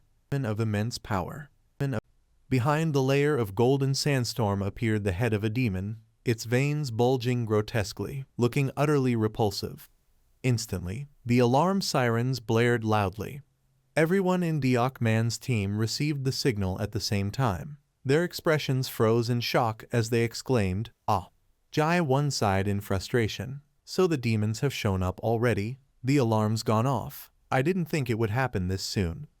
Before anyone could even assign tasks, Cha Na stood up, tore off her apron, and volunteered, Let me go. Even though Xianwu was drunk out of his mind and barely conscious, when he heard there was a demon to hunt, he immediately spoke up. I'll go with you, Senior. But she didn't agree, glancing sideways as she replied, No. Before Maru could even grasp what was going on, Cha Na suddenly pointed directly at him. Let Han Maru come with me. Moments later, on the main road, the wheels spun rapidly as Cha Na rushed toward the site where the demon had appeared as fast as she could. Unlike her, Maru was filled with anxiety, his mind tangled with thoughts. So that means there will be many demons appearing from now on. He sighed wearily. Just started the job and already facing this kind of crisis. I thought I'd only have to sit around and get paid. Just as that thought crossed his mind, Cha Na's voice suddenly called out, startling him, Civil Servant Han Maru? He quickly replied, Yes. She continued, Stop thinking about what the captain said. Even so, Maru couldn't get those words out of his head and responded, But how can I not think about it? She reassured him, The higher-ups already have their countermeasures for that. There are plenty of strong people at headquarters, they'll handle it fine. As she spoke, her expression turned sharp with killing intent. We just need to do our job here, don't overthink. Just focus on killing every demon that appears in this area.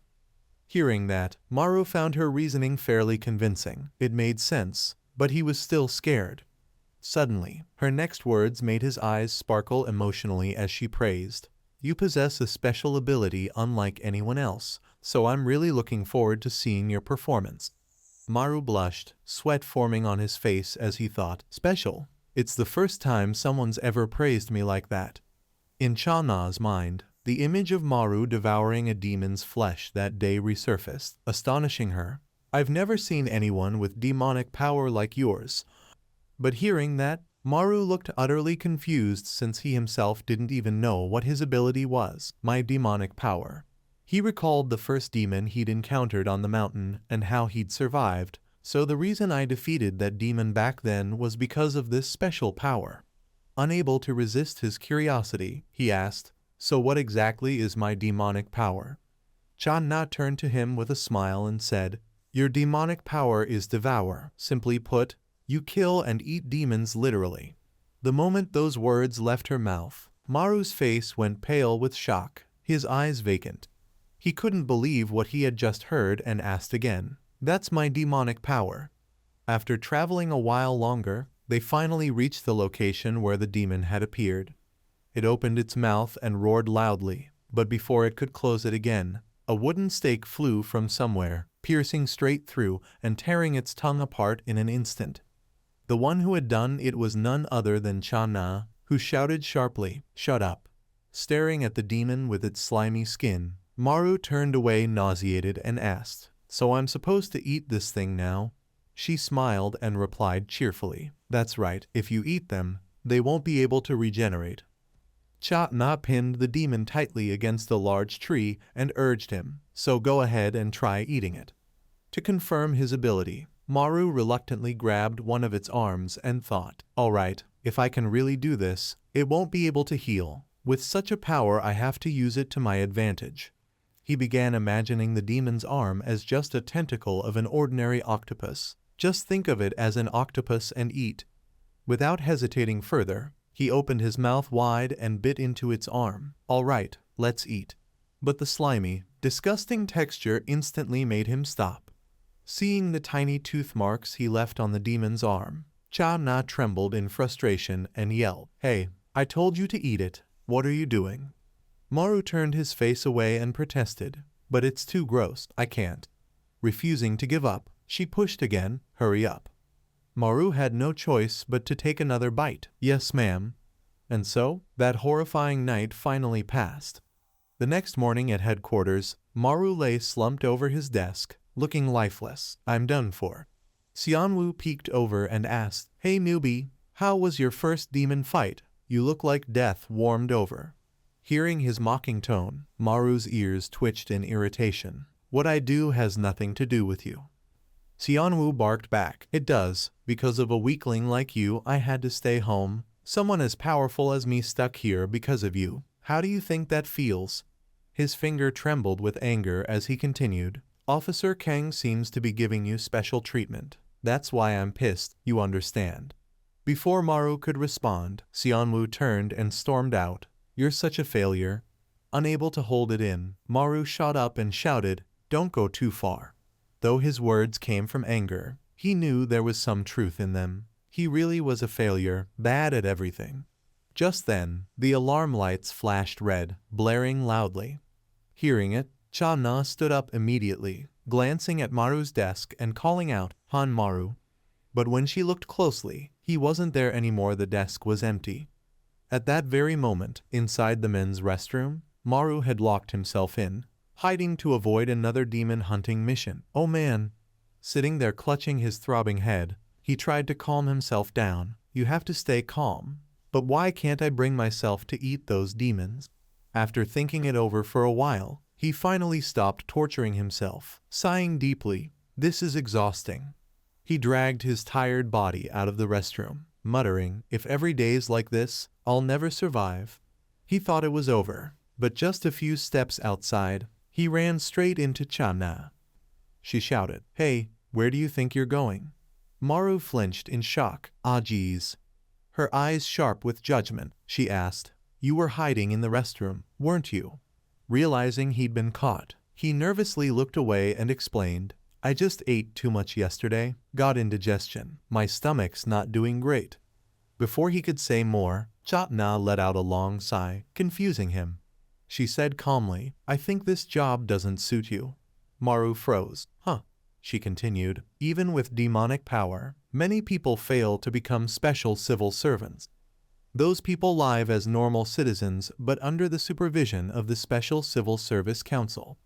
Hearing that, Maru was shocked. Supervision. That doesn't sound good. Cha Na closed her eyes and explained, "It's better than being weak and dying on duty. What do you think is better, living under watch or dying?" Then she added something that made Maru reconsider everything. "The bigger issue is that your weakness could cause mission failure. And when that happens, others will die because of you, not just you alone." She spoke sincerely, "So if you think you can't handle this job, it's better to resign voluntarily." After saying that, she stepped closer, leaning near his ear and whispered, "Since you're already here, I'll be honest, if you weren't, others with stronger abilities would have been assigned instead." Those words struck the deepest part of Maru's heart. His eyes widened, speechless. As Cha Na walked away, he remained frozen in place. His mind was shaken, and he knew he had to make a choice for himself. Back in the office, Deok Man poked his head out and called, "Han Maru, where'd you go? It's work hours. Where is that kid?" Only Cha Na seemed to know the meaning behind it. Maru had given up. Not far away, on a bridge crossing a large river crowded with traffic, Maru stood alone, gazing into the distance, lost in thought. He tried to comfort himself as he stretched and walked slowly. "Giving up that stupid pride means I can live peacefully. Like she said, if I just accept being monitored, I can live my whole life safely. That's better than dying."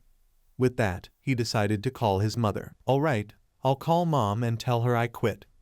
After a few rings, the call connected. Since that day was coming soon and demon activity would rise, survival would be harder. Standing still, Maru spoke seriously into the phone. Mom, I have something to tell you. But before he could continue, he paused and asked, Where are you going, Mom? It turned out his mother was out hiking with friends. She replied, Oh, I'm at Inwang Mountain. Hearing that, Maru slapped his forehead and shouted, Mom, don't go hiking. That place is dangerous, I told you.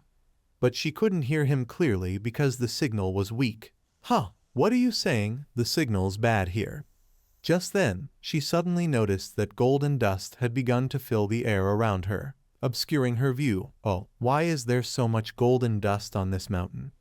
The moment those words left her mouth, Maru's body froze, eyes wide with terror. What? Before he could say another word, the call dropped. The connection was lost. But before it ended, he was sure he had heard her say golden dust. She said there's golden dust there. At the Inwang Mountain operation site, demons had indeed appeared. The special agents split up, searching cautiously. Stay sharp. A 5th-rank demon has shown up. Just as one man said that, he noticed a young recruit standing frozen in place. Huh. He walked over, placed a hand on his shoulder, and asked, Rookie, what's wrong? Following the young man's gaze, both of them recoiled in horror. Perched on a branch above them was a grotesque creature. In its hand was a human arm that it was gnawing on greedily. Its sharp teeth tore through flesh, blood splattering dark red everywhere.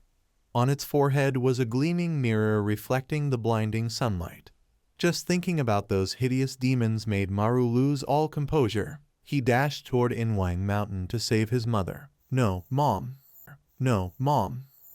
After a while fighting the demon, the situation seemed to change for the worse. The centipede man sat trembling on the ground, his teeth clenched tightly together with a terrified look in his eyes. Right before him, all the Aspers had been killed by the mirror demon. It was still gnawing fiercely on the arm of a man. It was only a 5th-grade demon. The situation grew increasingly dangerous. At this rate, the civil servant team on Mount Inwang would be annihilated. In that moment, one man decided to stand up to stop the mirror demon. Rescue had come too late. The centipede man called softly, Captain. In an instant, that man used his support clone ability, creating countless versions of himself. Recruit, go call the support team from Seoul headquarters. Hurry. Without hesitation, he turned and ran fast, replying, Yes, Captain, I understand. Inside the restricted zone, the dust and sand kept thickening strangely, showing that the demon's power this time was not to be underestimated. Faintly hanging in the sand cloud above the steel fence was a telephone. The centipede man quickly pressed the number to call for backup. Inside the flow of golden sand, mobile phones could not work, so they had to use this phone booth instead. Scene shifted to Seoul headquarters. The call was quickly connected. Young Yoon, with a serious face, spoke. The exploration team at Mount Inwang just called requesting our support. She pointed at the map while continuing, If the demons leave the yellow zone and move into the green zone, civilians could be in danger. On the streets, the poor, unaware civilians still strolled around happily. She urged, Therefore we must go support them immediately. Facing the mirror demon with terrifying power slaughtering people indiscriminately, ordinary humans could never stand against it. A tragic scene would unfold. Blood would splatter everywhere. Even the child who was just laughing earlier would be killed by the mirror demon. Thinking of this, young Yoon raised her hand and shouted loudly, There is no time left. In front of her, a large number of Aspers had gathered, all lined up in formation. All of you, head there immediately to provide aid. Back at the foot of Mount Inwang, a taxi sped and stopped by the forest edge. From the car Maru jumped out, shouting, Thank you, sir. But as he ran further, he saw chains stretched all around along with warning signs. The mountain path was temporarily closed. He tried looking through the crowd to find any trace of his mother, but saw nothing. Maru turned to the people nearby again, despair filling him. His mother was not there, meaning she was still trapped on the mountain. He ran to an Asper and shouted, Hey sir, please let me through. My mother is trapped up there. But of course the man refused, shaking his head. No, the situation is very dangerous right now. No one can go through here. There are wild animals around. Others might believe that, but Maru knew everything. Wild animals? What nonsense, there were demons here, damn it. With no other choice, Maru decided to take his own path, climbing up the cliff out of sight of the guards. His hands struggled to grip the rough layers of dirt. At this moment he felt no fear, only worry for his mother's safety. "Mom, please stay safe until I reach you." Meanwhile, deep in the forest, the storm of golden sand had not stopped but seemed to grow stronger. A woman sat there with swollen feet, saying, "What should we do now?" The one who spoke was Maru's mother's friend. She continued in pain, "The golden sand blocked my sight, so I cannot see ahead." As she finished, she saw Maru's mother turning her back to her. Maru's mother said firmly, "All right then, I will carry Yubin's mother myself." Just as she said that, through the sand cloud, she spotted a faint figure climbing up the cliff. She strained her eyes to see clearly as the dust gradually faded. Her eyebrows arched in confusion. After a moment, finally, a human hand reached out from the sand. Seeing who it was, her eyes widened in shock and worry. It was Maru who had climbed up, his whole body trembling as he looked toward his mother, calling, "Mom." Seeing her son there, she still did not understand what was happening, asking, "Maru, what are you doing up there? Why did you come here?" He took out his phone, showing a photo of her and her friend, replying, "I saw it on Facebook, so I came." But that was not what his mother was curious about. She asked again, "But how did you even get down here?" Looking at her son standing precariously on the cliff, she grew even more worried. "Be careful not to fall." Yubin's mother came closer and praised, "Is this your son who passed the civil service exam?" She cheerfully waved her hand. "Yes, that is him. Now he has a stable job. All that is left is to get married. But it seems he has not found anyone yet." Seeing them chatting even at a time like this, Maru shouted, "Mom, be careful. This is not the time for that. Get down the mountain quickly before something appears." The words had barely left his mouth when disaster struck. His instincts screamed that the strange creature had arrived. Acting on reflex, he looked up at the tree canopy and saw a shadow standing there watching them. The demon had come. On its head was a shining mirror fragment. It was the mirror demon that had killed all the Aspurs earlier. And right now, it was targeting Maru, making him freeze in fear. His heartbeat skipped. His breathing turned shallow. What should he do? The situation was too dangerous. The mirror demon still sat there waiting for the right moment to strike. Maru had never faced such a fierce demon before. He clenched his chest, thinking, "Someone as weak as me. How can I save Mom?" Standing below the cliff, seeing her son's strange expression, his mother called, "Hey, what is wrong? Be careful, or you will fall." As soon as she finished, Maru stumbled and fell forward. Witnessing this, she panicked, eyes wide open, shouting, "Maru, be careful." Since the demons had no eyes and located targets by sound, the moment it heard her voice, it locked onto her position. Without hesitation, the mirror demon kicked off the branch and dove straight down where she was standing. At the same time, Maru was falling beside it. His eyes widened in shock, reaching for his mother but failing. He tumbled, hitting the rock face with a cry. "Ah!" Terrified, he gasped, "Oh no, it might be too late." The mirror demon was right before his mother, only an arm's length away. Its mouth opened wide, showing sharp teeth and a deafening roar. Seeing this creature for the first time, she was terrified, stumbling backward speechless. Suddenly, because Maru had hit his face earlier, his nose started bleeding. Then, at the most critical moment, a loud sound erupted. The mirror demon fell stiff to the ground. Seeing that, even Maru could not understand, eyes blank, saying, "Huh?" Looking closer, he saw 3 stone daggers stuck in the demon's back. Where had those come from? But before he could process it, his mother looked at him in shock, asking, "What is that on your head?" Hearing that, he too was confused, looking up. "Huh?" And then Maru was stunned to see several stones floating above his head in a circle. He waved his hand trying to get rid of them, but could not. "Why are there so many daggers above me?" As he said that, a memory flashed in his mind, the image of a demon with floating stones, exactly like these. "Huh?" This looks like the ability that demon used. Before he could think further, pain surged through his body, making him grit his teeth. Something on his back was moving, trying to break out. It crawled up along his spine and tore through his skin near his shoulders, revealing another sharp stone. Once free, it floated up to join the others above his head. To test it, Maru raised his hand, and the stone slowly followed the movement of his fingers. Shocked, he thought, how can I use that demon's ability? He knew his skill was that when he ate monster meat, they could not resurrect. But now a question arose. Could it be that he also absorbed their powers? The most important thing now was to protect his mother. If he could control this power, he could defeat the demon. The mirror demon still lay motionless on the ground, seemingly weakened after being hit by the daggers. But why had these demons appeared on Mount Inwang?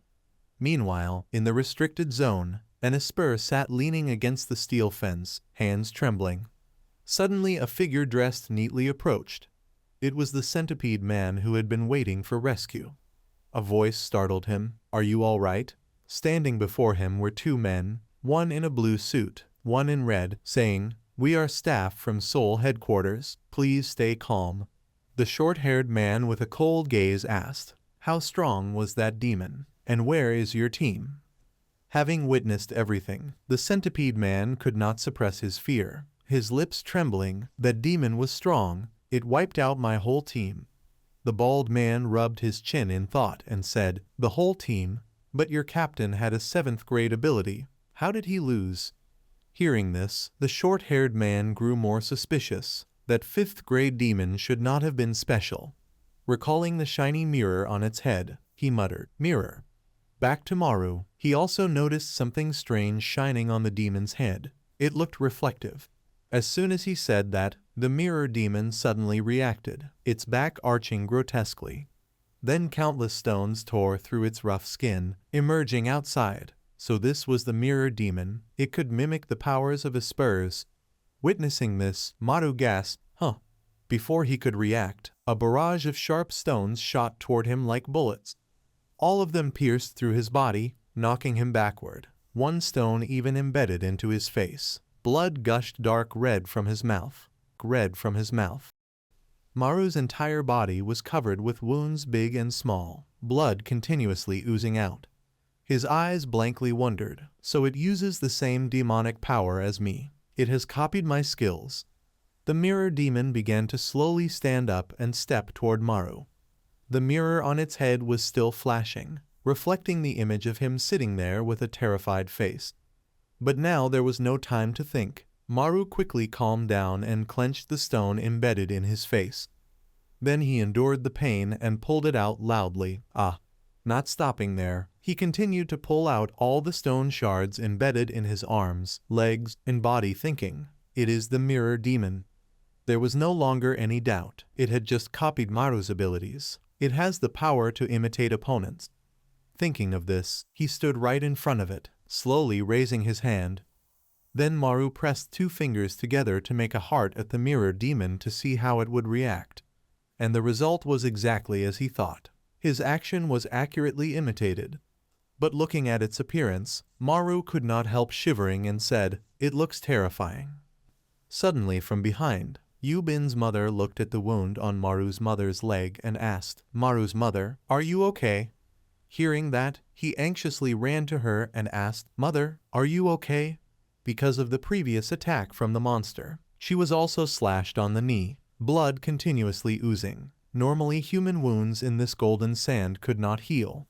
Her face clearly showed pain as she asked, Son, you are bleeding, be careful. Seeing that even now his mother still worried about him, Maru lifted his shirt to reveal his intact body. The wounds had disappeared. It's okay, mother. I'm not hurt. He needed to protect his mother here. No one else could help her. Thinking that, Maru glanced at the mirror demon standing there. No matter what it took, he had to take down that monster. Wasting no more time, he urged, Mother, run quickly. Leave everything to me.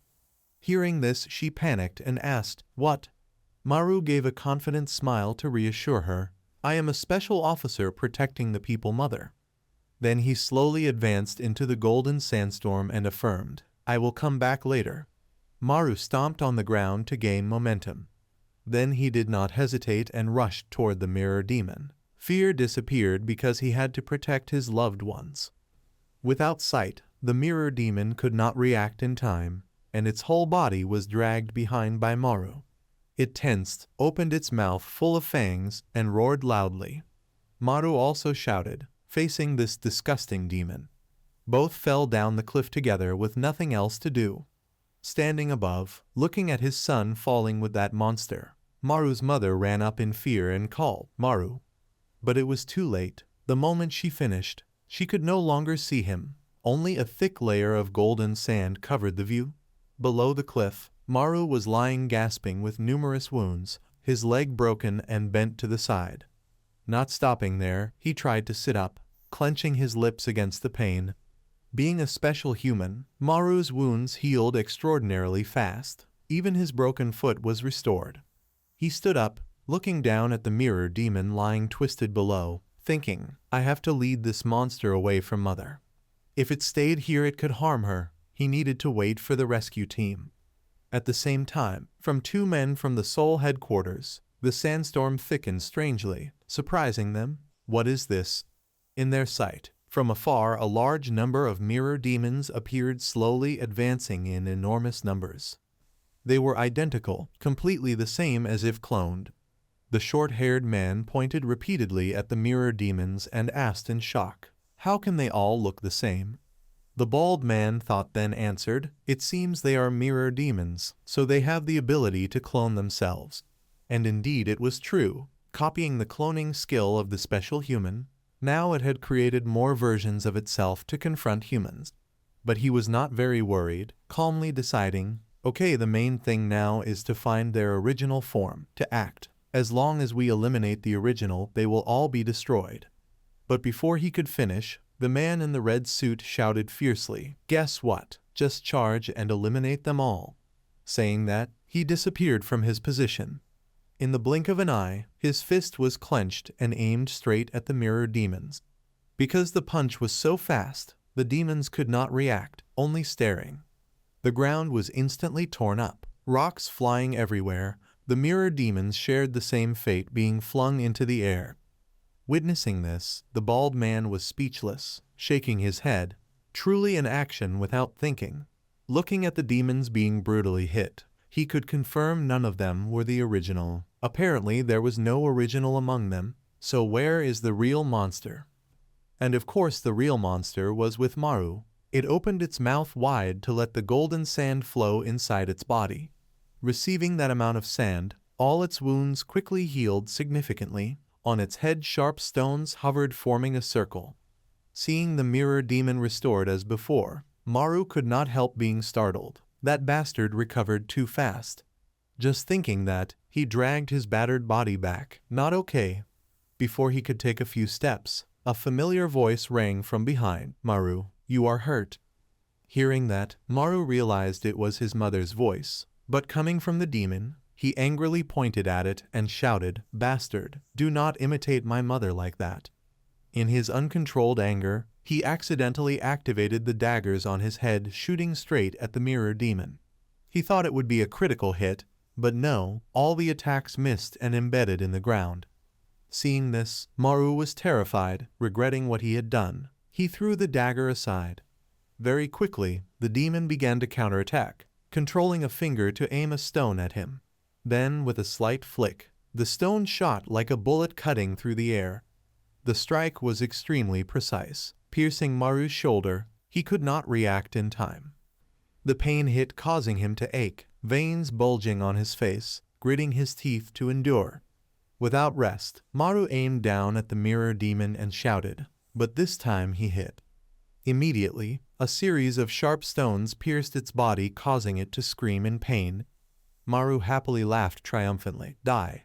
Before he could enjoy the moment, the demon pulled the stone out of its shoulder.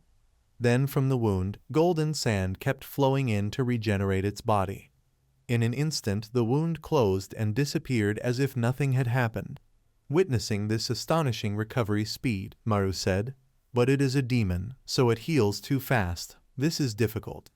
just thinking that the words Cha Na had said before appeared in his mind. Back in the match that day, Kang Cha Na looked at Maru and asked, "Did you not hear what I said?" Maru truly could not endure lying exhausted on the ground, hands on his forehead, breathing heavily. He wiped the sweat on his face and replied, "It seems my physique is not good. Fighting monsters is too hard." But Cha Na did not give up. She raised her hand, surprising him. Maru held her hand to sit up. She continued, "Because you were scared. You gave the monsters a chance." Cha Na reminded, "In Golden Sand our wounds heal faster." Although knowing that, Maru still felt fear inside, saying, "Wherever it is hurt, it still hurts. If I let them not recover, I have to eat them." But thinking of that, before he could finish, a force rushed like it wanted to crush his arm. "Ah, sorry. I will try harder. No more complaining." Maru began to change the topic, asking, "But is there any way to defeat those demons?" Cha Na rubbed her chin, thinking a while, and replied, "You need to cut its neck, so it cannot produce golden sand. But honestly, you only have the ability to assist others, not enough damage to confront the demons." She smiled, pointing at Maru, and added, "In return, your healing ability is quite good." Receiving this compliment, he blushed shyly. Cha Na reminded, "So when fighting demons, do not be too afraid."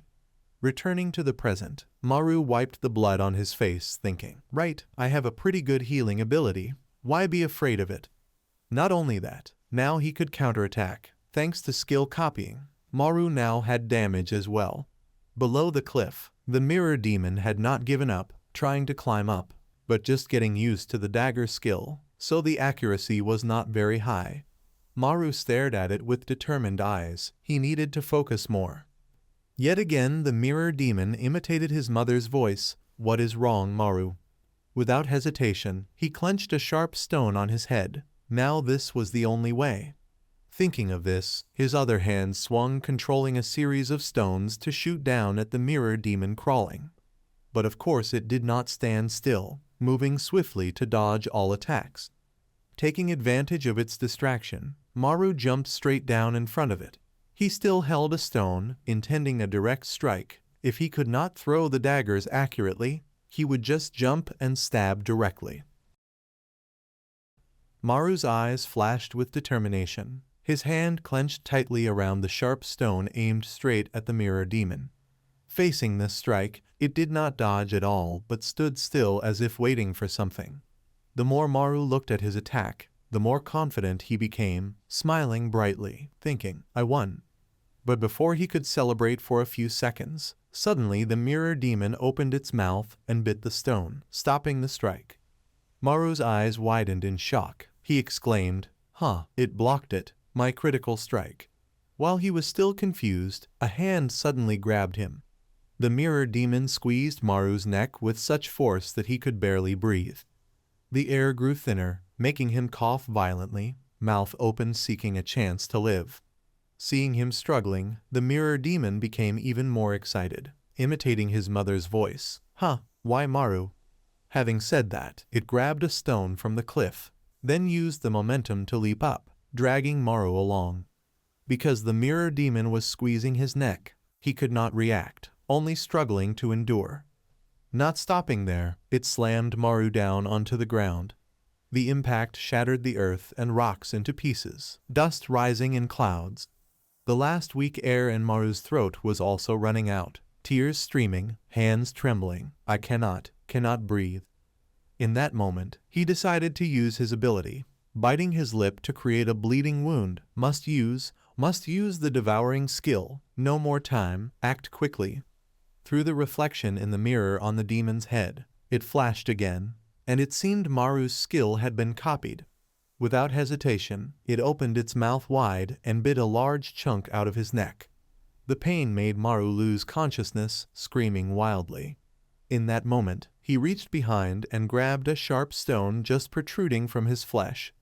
Taking advantage of the mirror demon's distraction, he drove it straight into its neck, forcing it to release him. Finally, Maru could breathe again. Quickly pressing his hand on the neck wound, escaped. But before he could celebrate, he saw the mirror demon gnawing on something and swallowing it. Maru's mind went into chaos, face pale with fear. What is that? His vision blurred, spinning like a top. Blood keeps flowing. Cannot heal. As he had suspected, the neck wound could not heal even in the golden sand, blood gushing soaking his white shirt. At this moment, Maru realized, could this monster also copy his devouring ability? Looking at the blood in his palms, he felt even more desperate. Losing so much blood, how long can I last? The mirror demon kept approaching. No time left. If Maru fell, what would happen? In his haze, Cha Na's voice appeared, shouting, "Wake up!" Seeing him lying on the ground, she asked frustrated, "How many times have you fainted?" Maru had to confess the illness he had long hidden. "No, it is anxiety disorder, uncontrollable." He clenched his chest, continuing, "I feel tightness and shortness of breath, as if I am about to die." Hearing this, Cha Na leaned down, interrupting, "Then you must overcome it. If you cannot, the feeling of impending death will become reality." She gave him a solution. "Imagine I am the last line of defense and fight. If you fall, your mother will be in danger." Back in reality, Maru's mother in the forest kept calling for him, "Maru, Maru." Surrounded by thick dust, she could not see him, only calling loudly as she moved, "Maru, my child." Thanks to her voice, he finally snapped awake. Maru's face was pale, sweat pouring down. But now he would not give up, hand gripping the sharp stone, tearing his palm and bleeding. The mirror demon mirrored him, holding a stone as if waiting for Maru to charge. Remembering Cha Na's words, he drew motivation. Even if he dies, he must defeat the mirror demon. Thinking that, Maru bit his lip, making it bleed. Then without hesitation, he charged at the demon shouting. The mirror demon did the same, charging madly with jaws full of fangs, showing its dominance. They collided like moths to a flame, the mirror on its head still blazing. Finally, the mirror demon struck first, thrusting the sharp stone straight at Maru. The stab pierced his ribs, sending pain throughout his body, trembling violently. Tears streamed down, but he gritted his teeth, enduring.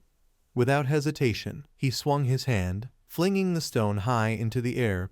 However, at a certain height, the stone hovered motionless. The mirror demon stared at Maru, imitating his mother. "Why Maru?" Uncertain of his thoughts, he suddenly looped his arms behind the demon, pulling it close.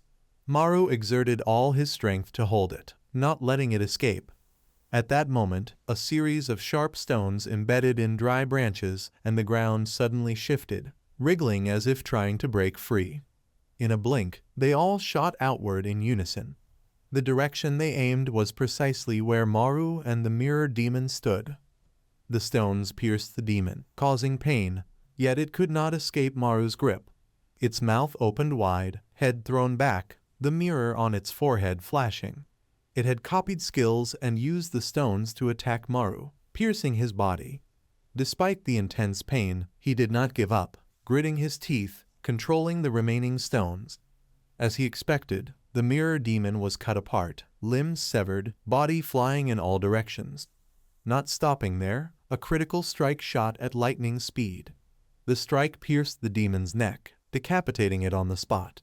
Before it could react, its head rolled on the ground, tongue lolling. Maru relaxed, letting go of the demon, its body collapsing behind him. He sat exhausted, still with sharp stones embedded in him. At this moment he could not believe he had defeated such a terrifying mirror demon. Breathing heavily, I won. Maru lay down facing the bloodied corpse of the demon. Meanwhile, in the forbidden area, the bodies of the clone mirror demons disintegrated into dust, surprising the man in the red suit. He looked at the battered demon in his hands, suddenly dead, and asked, "The demons are disappearing. Have we eliminated the original?" The bald man stood frozen and replied, "No, the original was destroyed elsewhere." This made him even more curious. Who killed its original? After the mirror demon was defeated, Maru's neck wound finally healed. Touching it, he found it gone. The demon was dead, so his wound was healing, fortunately. Even after killing it, thinking back, Maru shivered. "This time I almost died." Thinking that, he decided to turn and go home to his mother. She must be worried. But before he could take a few steps, suddenly a figure stood behind him and said, "Eat, eat." Startled, he turned, frightened. The man pointed at him and commanded, "Eat." Seeing this, Maru could not believe his eyes, recoiling, thinking, why do forgotten memories return? And the one speaking was none other than his father. "Father, why did you force me to eat that thing? What is it?" Thinking of that, Maru froze, staring at the demon's body. That mirror demon was really strong, its power strange. A primal instinct compelled him to step forward, devour it. He could absorb its power through devouring. Maru recalled Diok Man's words before. In a year, the demons will pour down like rain, a prophecy from a special officer. When that day comes, to protect his mother, Maru must be stronger. With no time to think, he made a decision, sitting by the demon's corpse. Maru's eyes flashed coldly, grabbing its severed arm. Then, without further words, he began to savagely bite and tear the mirror demon's arm. He chewed thoroughly and swallowed, no longer feeling disgust. Maru's eyes suddenly glowed golden, wiping the blood from his mouth. From now on, any strong demon, Maru must eat. Thus, his fear vanished, determination driving him to become stronger to protect those he loved. At Seoul National University Forest Hospital, everything had finally returned to normal. Inside the hospital room, Maru's mother exclaimed in astonishment, "They said I fainted on the mountain." However, after saying that, she appeared calm as if she remembered nothing. Chewing an apple as she continued, "I don't remember anything."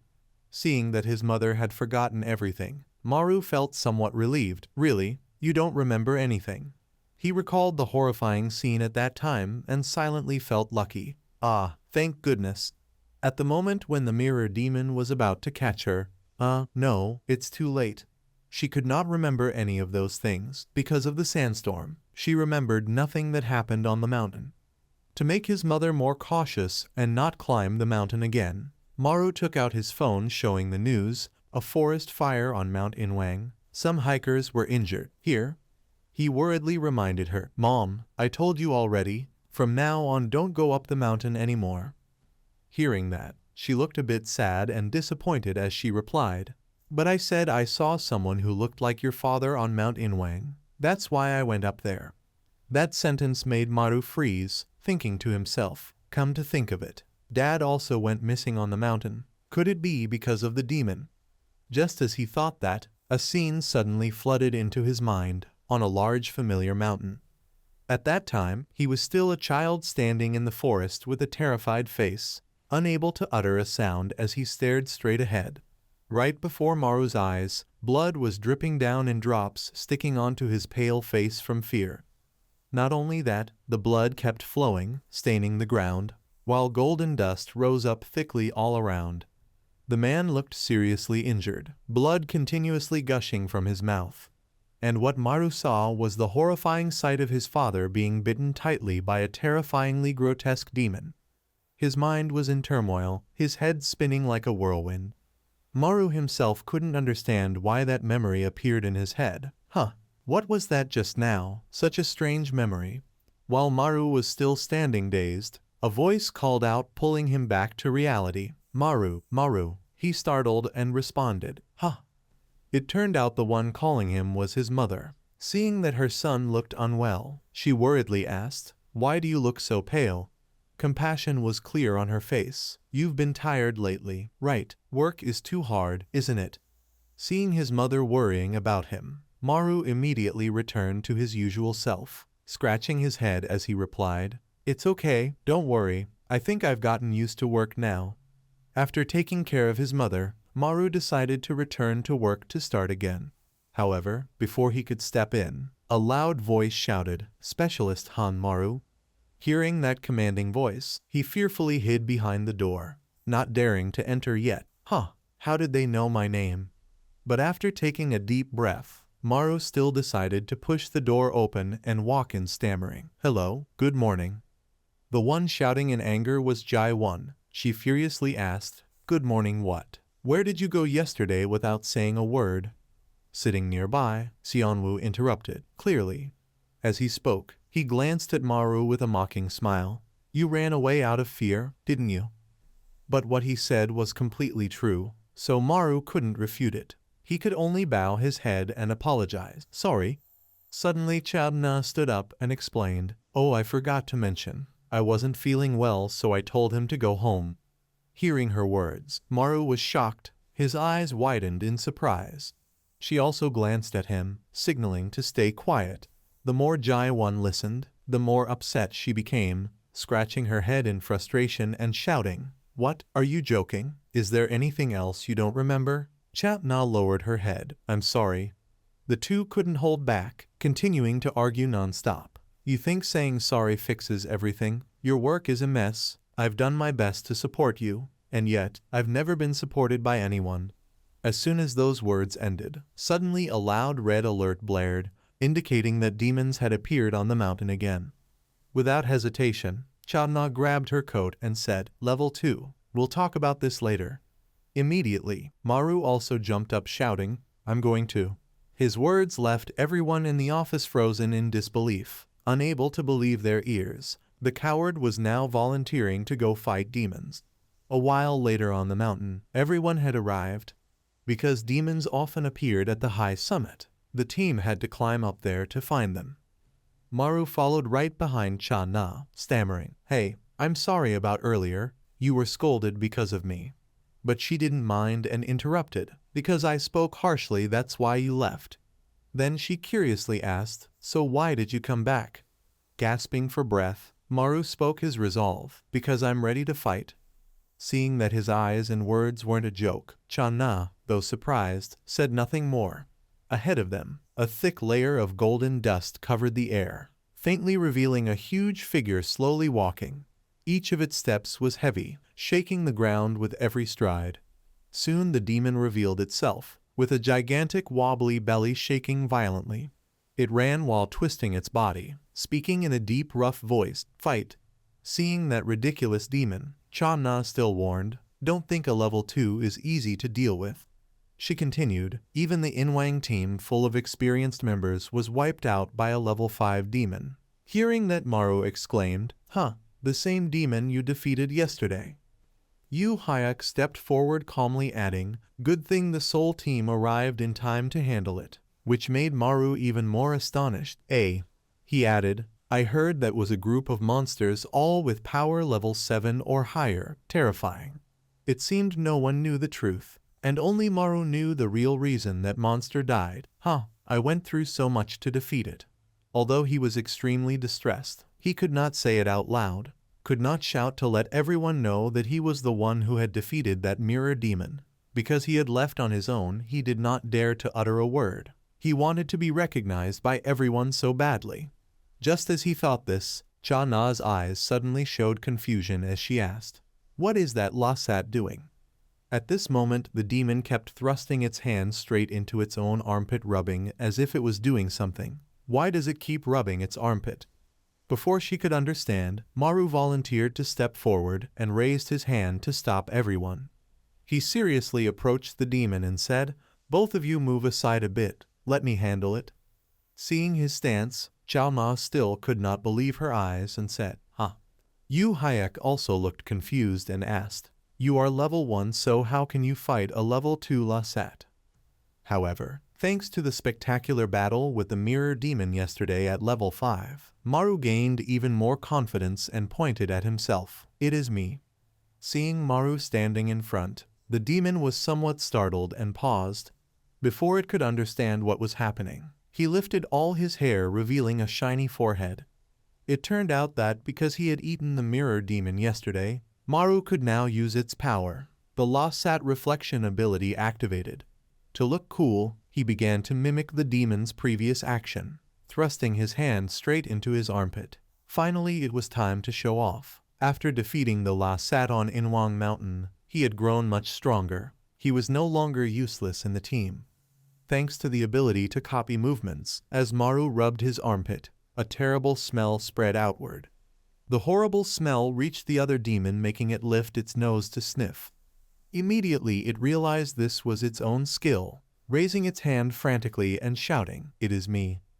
Maru himself began to smell the awful odor, Nausea surged in his throat. Ugh, disgusting, truly horrible.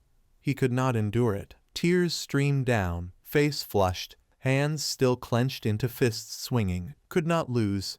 In an instant, Maru rushed close to the armpit-smelling demon, wildly flapping to spread the scent as he moved and attacked.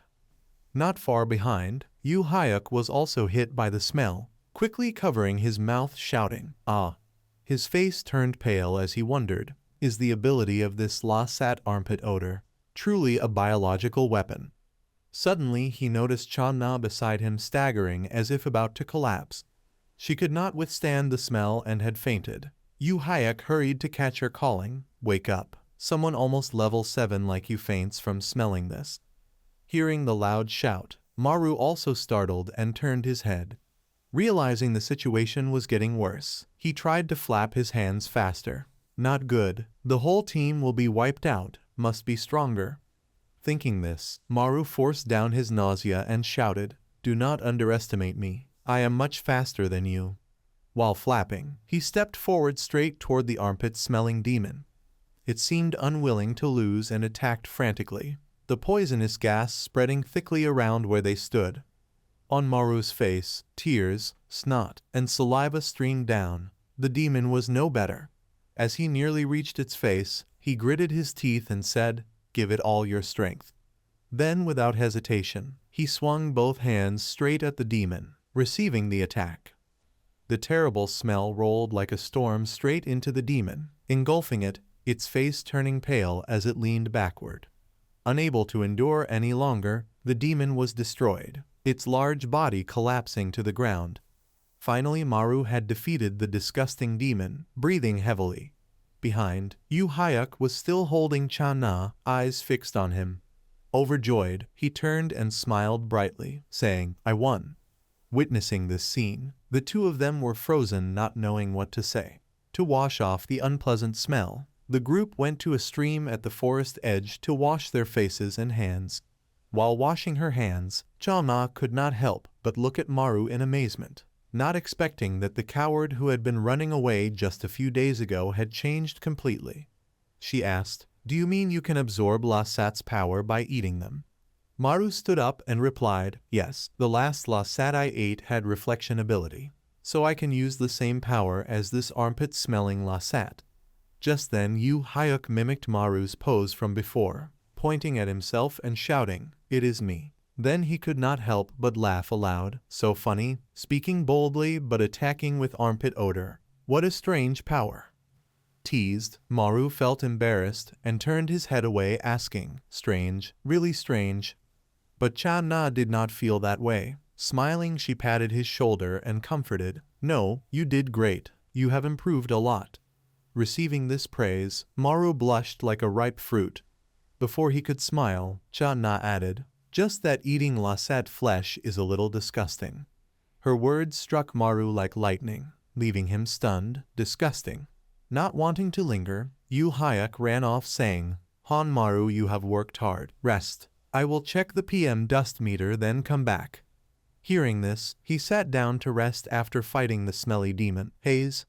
Thinking back, Maru could not help but feel embarrassed about the earlier situation, facing such a strange Lasat and being humiliated.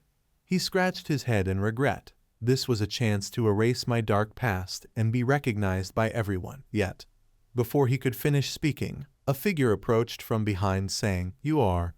The man asked, "Are you Specialist Han Maru?" Because the sunlight was blinding and backlit, he could not see the person's face clearly. "Who is this?" The person standing there was none other than Il-Du, who continued, "You are the one who defeated the level 5 Lasat on Inwang Mountain, right?" Then he leaned down and observed Maru carefully. And indeed, as people said, Maru truly had the strength of a level 1 Lasat demon, with just a level 1 ability. Hearing these words, Maru looked confused and stammered, but..." Il-Du's mouth curved into a mysterious smile. Then he raised his hand to Maru and made a proposal. "I want to invite you to join Team Soul." Join Team Soul. Join. Suddenly Il-Du appeared here and made this proposal, leaving Maru extremely confused. his eyes wide with astonishment as he exclaimed, "Multi-level star." He did not explain immediately but asked again, "Do you know everyone at the Seoul headquarters?" Hearing the mention of Seoul headquarters, Maru could not control his limbs, waving them frantically as he replied, "That is where the most skilled people at STARS are." Then he pointed at himself, "Is it me?" Il-du smiled brightly and replied, "Yes, I saw potential in you." Yet no matter how much he thought about it, he still could not understand why he was chosen. Potential in me. A while later, Il-du returned to the main headquarters. Seeing him come back, Young Yoon was surprised and called, "Director." She asked angrily, "Why did you delay the contract time and go somewhere?" Hearing this, Il-du laughed and replied, "Ah, there was someone I cared about." Young Yoon asked in confusion, "A son?" On the table nearby was a file containing full details of Seonwoo. She asked, "So you mean Seonwoo?" But Il-du denied immediately, "No, after the divorce I rarely meet my son." Pulling a chair and sitting down, he continued, "Now I care about someone else." Looking at the photo in the file before her, Young Yoon exclaimed, "It is that rookie." Il-du's lips could not help but curl into a calculating smile. "I feel so. Now it seems he will need to pay attention to that rookie." Meanwhile, elsewhere, in a one-story house, suddenly a portal to the demon world appeared on the ceiling, sand pouring out with a dust cloud. Storms of sand quickly seeped through the door into the main room. A skinny demon appeared, opening the fridge looking for something inside, but found nothing and froze for a moment. Scene shifts to the headquarters where Maru works. After receiving the invitation from Il-du, he could not stop thinking about it, sitting dazedly and smiling to himself. The more he thought, the more he felt he was not useless as everyone said. Indeed, working in Seoul would be more comfortable. He hoped to go there. Just then he realized one thing. Oh no, but there he would face stronger demons. Because of this, he decided to stay at this headquarters for now. "All right, I need to be careful." Maru praised himself. Being recognized was good too. Stop thinking nonsense. Seeing him sit there smiling foolishly, Seonwoo could not help but call, "Hey, level 1. Hearing the voice, Maru was startled, looking up with a dazed expression. In front of him, Seonwoo looked extremely annoyed, eyes glaring as if wanting to devour him. "Why are you smiling so innocently?" He pressed closer and continued, "It must be fun for you to work here, so annoying." Seonwoo cleared his throat and asked, "You are the weakest here, understand?" Previously Maru endured, but this time he decided to respond, "How can you say I am powerless?" Hearing he was contradicted, Seonwoo stood up angrily shouting, "Hey, you dare argue back?" His next words left Maru speechless. "Weak and full of bad habits. Your body smells." Maru blushed in embarrassment, unable to speak. "Why did you say that?" Realizing the situation, he glared at Yoo Hyuk angrily. "Must be him who said that." Yoo Hyuk replied, "I said nothing." His mouth denied, but his actions contradicted, repeatedly mimicking Maru's earlier motion, making everyone laugh loudly. "Oh my ha ha ha." After laughing for a while, Deok Man turned to look at Maru again.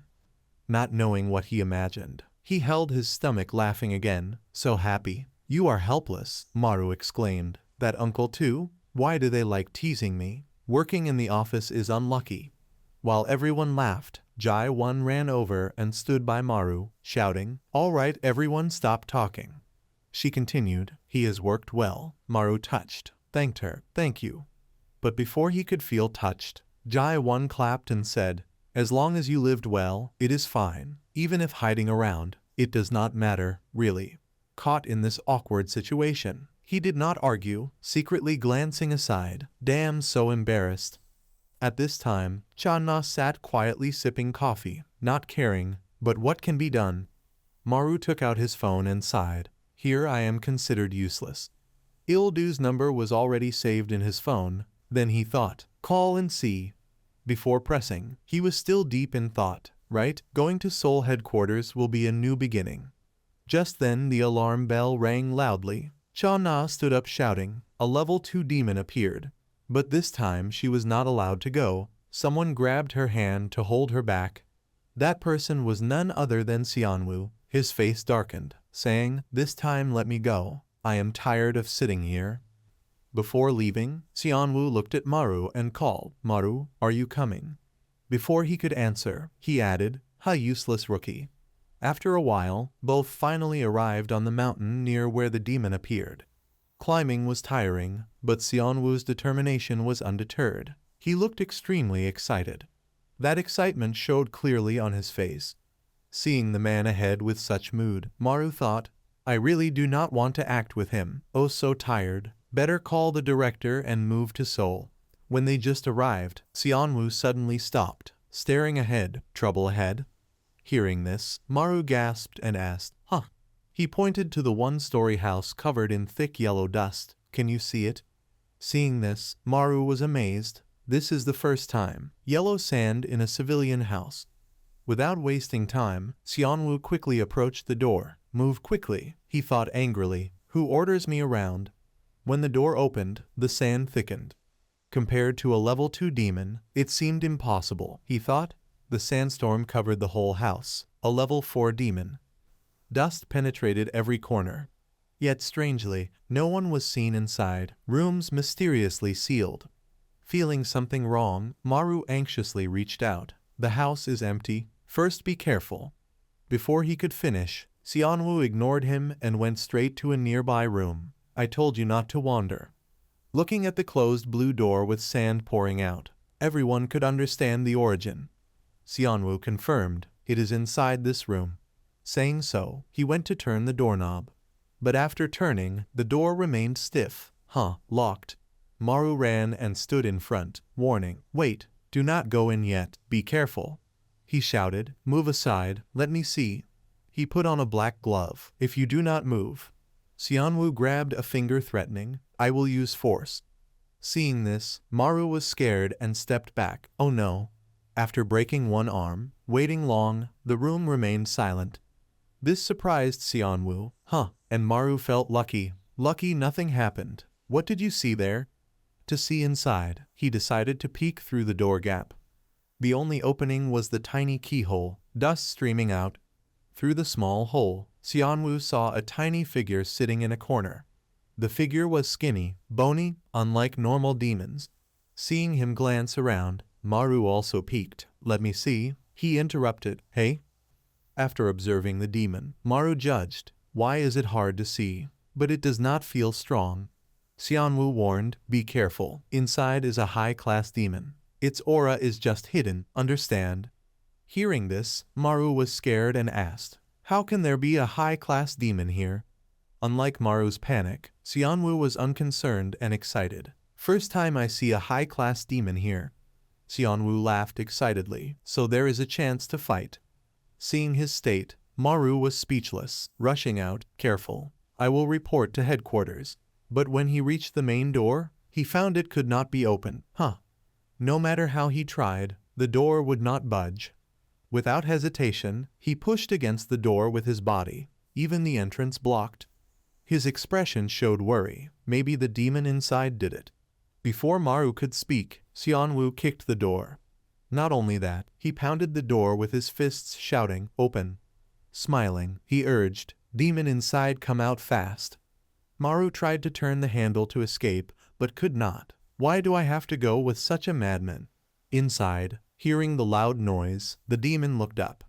Maru thought, "There is a high-class demon here, too dangerous, what bad luck." The demon had an extremely strange appearance, with human-like parts, sunken eyes. Its lips moved, making groaning sounds from its throat. Then its face twisted as if tearing apart, shouting, "Outside." In the blink of an eye, its face split into two, with two separate faces, mouth still screaming, "Yes, yes, yes, yes." After a while trying to open the door, all of Xianwu's fingers were broken. But the door did not budge at all. "What is this? All 10 fingers are broken, and the door still will not open." Looking at the door still standing solid without a scratch, he was even more astonished. What is this door made of? Nearby, Maru was also using all his strength to open the door to escape, even using a chair to smash it, but it was useless. While smashing the door madly, he shouted, "Please open." Yet all his efforts were in vain. The entrance, the walls, the glass windows, everything was as hard as steel. From these observations, Maru guessed, could it be that trapping us inside the house is the ability of the reclusive Lasset? Just as he thought this, suddenly his heart felt crushed. Unable to breathe, he groaned in pain. Ugh! He could feel his body being torn apart piece by piece, all his strength gone. Damn it, trapped for an hour. I am about to panic. Everyone in the office must be worried. Contrary to what Maru thought, 2 hours passed, and no one came to check on them. Have we been forgotten, these people? Meanwhile, at the headquarters, everything was quiet. Suddenly, Deok Man stood up with a panicked face, shouting, "Ah, damn, oh no." Beside him, Jai-1 also could not sit still, continuously checking the schedule with urgency. She blamed herself. How could I forget today is the training day in Busan? Everyone was frantically busy in a haze, constantly working, preparing documents. Is the civil servant Nam's file ready? Working on it. Check this for me. Almost done. Done. After a series of quick and professional actions, finally everything gradually stabilized. Cha Na pressed enter, sent. Immediately she grabbed the USB file pointing directly to Deok Man. Then she threw it to him calling loudly, "Team leader go, the documents." He caught it and replied, "Thank you." Without wasting more time, Deok Man quickly went out to head to Busan for the training. Thanks everyone, see you tomorrow. Finally everything was in order. Jai-1 sat down exhausted, sigh, skipping the morning work. Go drink coffee. She relaxed sipping a freshly brewed cup of coffee, regaining her spirit. The room was astonishingly quiet. Finally peace. Just then Jai-1 suddenly paused, remembering something. Everyone looked back with horrified eyes. Ah, what about those two? It has been 3 hours. She pounded her forehead in frustration. I told you not to send those 2 rookies. With no other choice, Jai-1 stood up and said, Nam Yu Hyuk goes with me. Kim I Park and Kang Chan Na stay on duty. But she did not listen and insisted, I am going too, I have a bad feeling. Hearing this, Jai-1 was slightly surprised, glancing back. Then she stepped close to Cha Na. Jai-1 whispered in her ear, Are you okay? The scene is nearby. Not knowing what happened in the past, at this moment Cha Na did not care. She was determined to go. Do not worry about me, let's go. Scene shifts to the one-story house where Maru and Xianwu were trapped. Everyone in the group had arrived. All of them entered the room, but no one was seen. Only a thick dust cloud covered everything. Where are the 2? Just then, they suddenly heard running noises approaching, with 2 shadows. What is this? It turned out the ones running frantically were Maru and Xianwu. Faces panicked, shouting, No, do not close the door. But in the end they were too late. The door closed and locked tightly as if never open. He desperately fell to the ground, crying, Ah, why did you come here? Seeing them collapsed and exhausted, Jai-1, not understanding, sat down and asked, What happened to you 2? Anything wrong? After hearing the whole story, everyone finally understood the problem and approached the locked room. She pointed at it and asked, So that Lasset refuses to leave the room? Maru replied, Yes. Cha Na quickly stepped forward and warned, Everyone move aside. Then her arms slowly shrank and hardened into a sword. Cha Na aimed the sword at the door to strike and break it. But all her thoughts dissipated when the strike hit the door. It did not move at all. Not only that, the door had not even a scratch. Yu Hyuk, witnessing this, also exclaimed, Amazing. Seeing Cha Na fail, Jai-1 decided to act. Rolling up her sleeve, Let me try. From her upper arm, a black hole appeared. Then the hole quickly turned into a multi-legged object wriggling, becoming a small round black spider slowly crawling down her wrist. Jai-1 decided to use this spider to go through the hole on the other side of the door and unlock it. She gently placed it, saying, This Lasset spider ability will open it. The tiny spider tried its best to crawl into the keyhole, but could not. Come on, good job. After a while, the result was the same. It could not open the door. She comforted her spider. No, the hole is too small. Hearing this, Maru was speechless, jaw dropped, thinking, Oh my, summoning a pet and still pampering it like her own child. Jai-1 does not care about these. Ugh, so strange. Come here. Tired, right? Ugh, damn.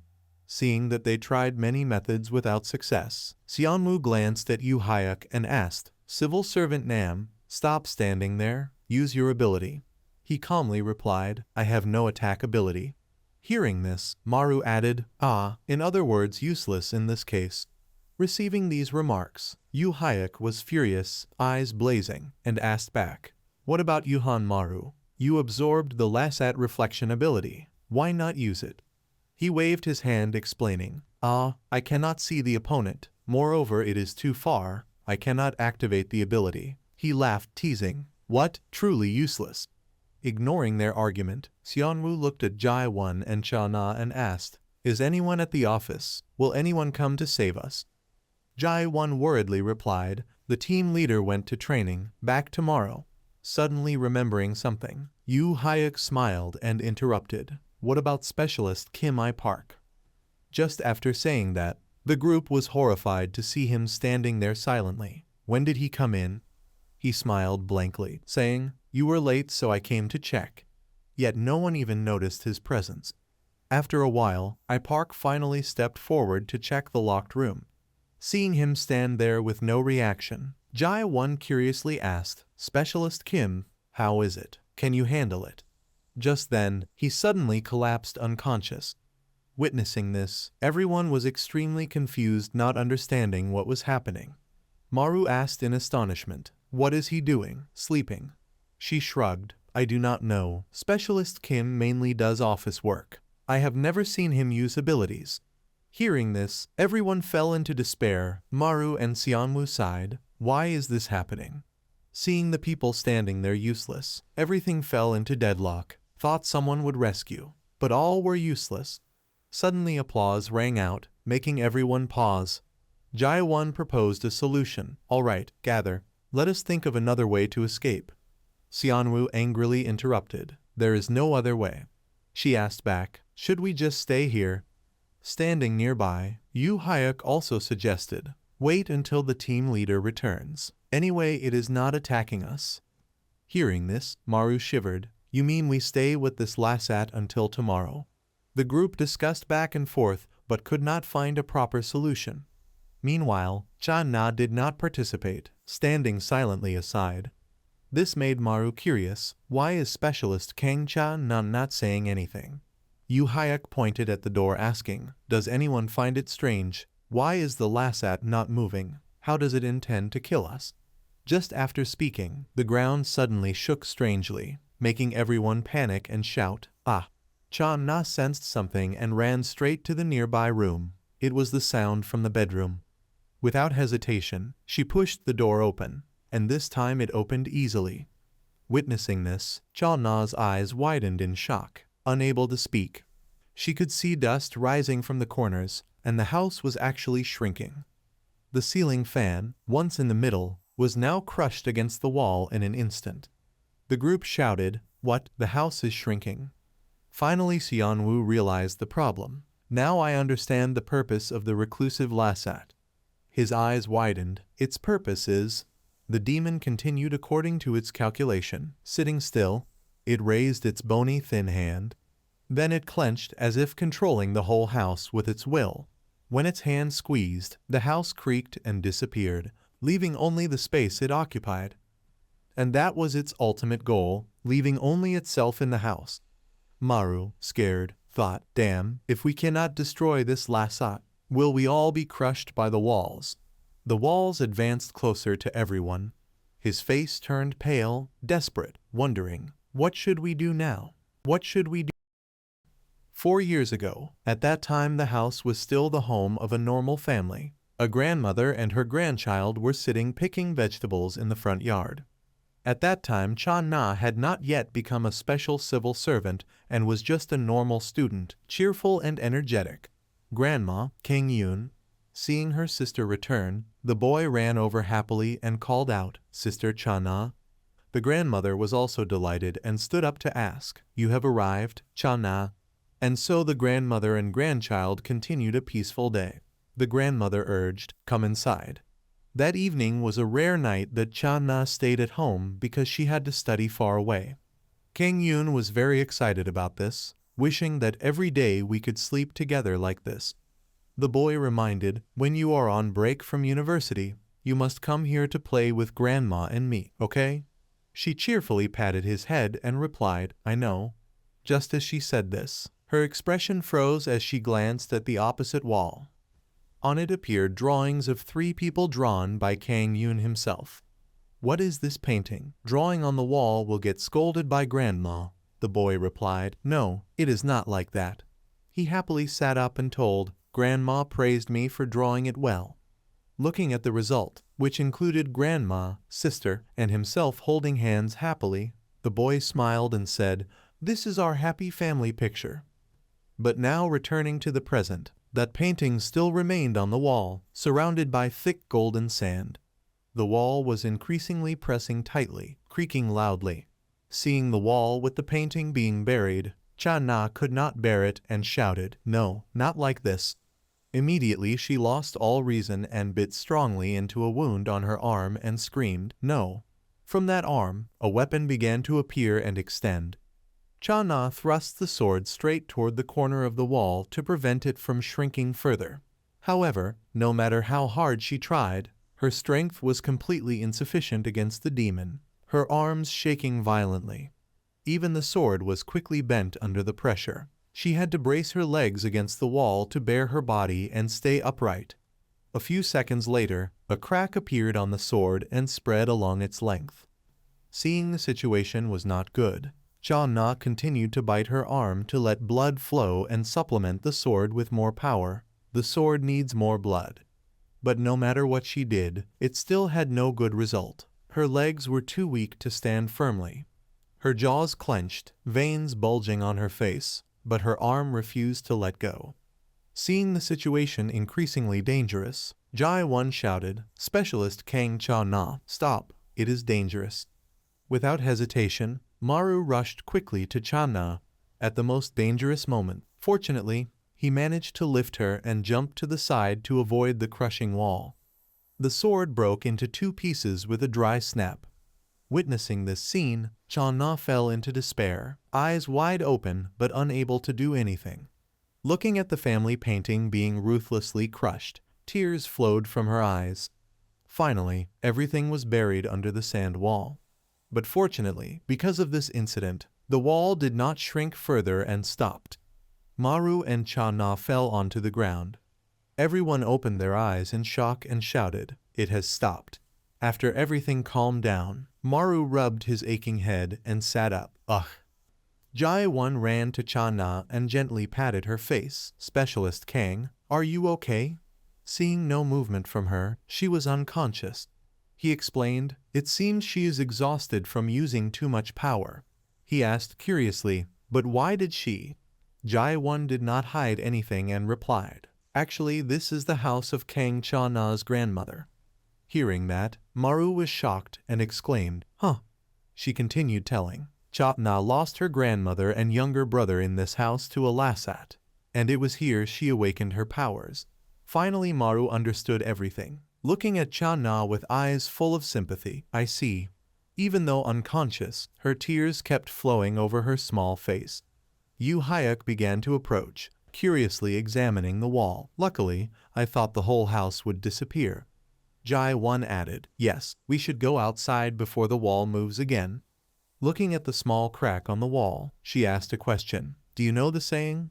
While saying this, she looked at everyone and gave a mysterious smile. Constant dripping wears away the stone. Time passed, and it was already evening. In the one-story house, scraping sounds continuously echoed. It turned out everyone decided to take turns using knives to cut through the large wall, trying to find a way to escape. However, Seonwoo did not see this method as feasible. Even after poking and prying all afternoon, it did not widen much. Are you crazy? How long will it take to dig through the wall like this? Sitting at the back, everyone finished working, breathing heavily and sweating profusely.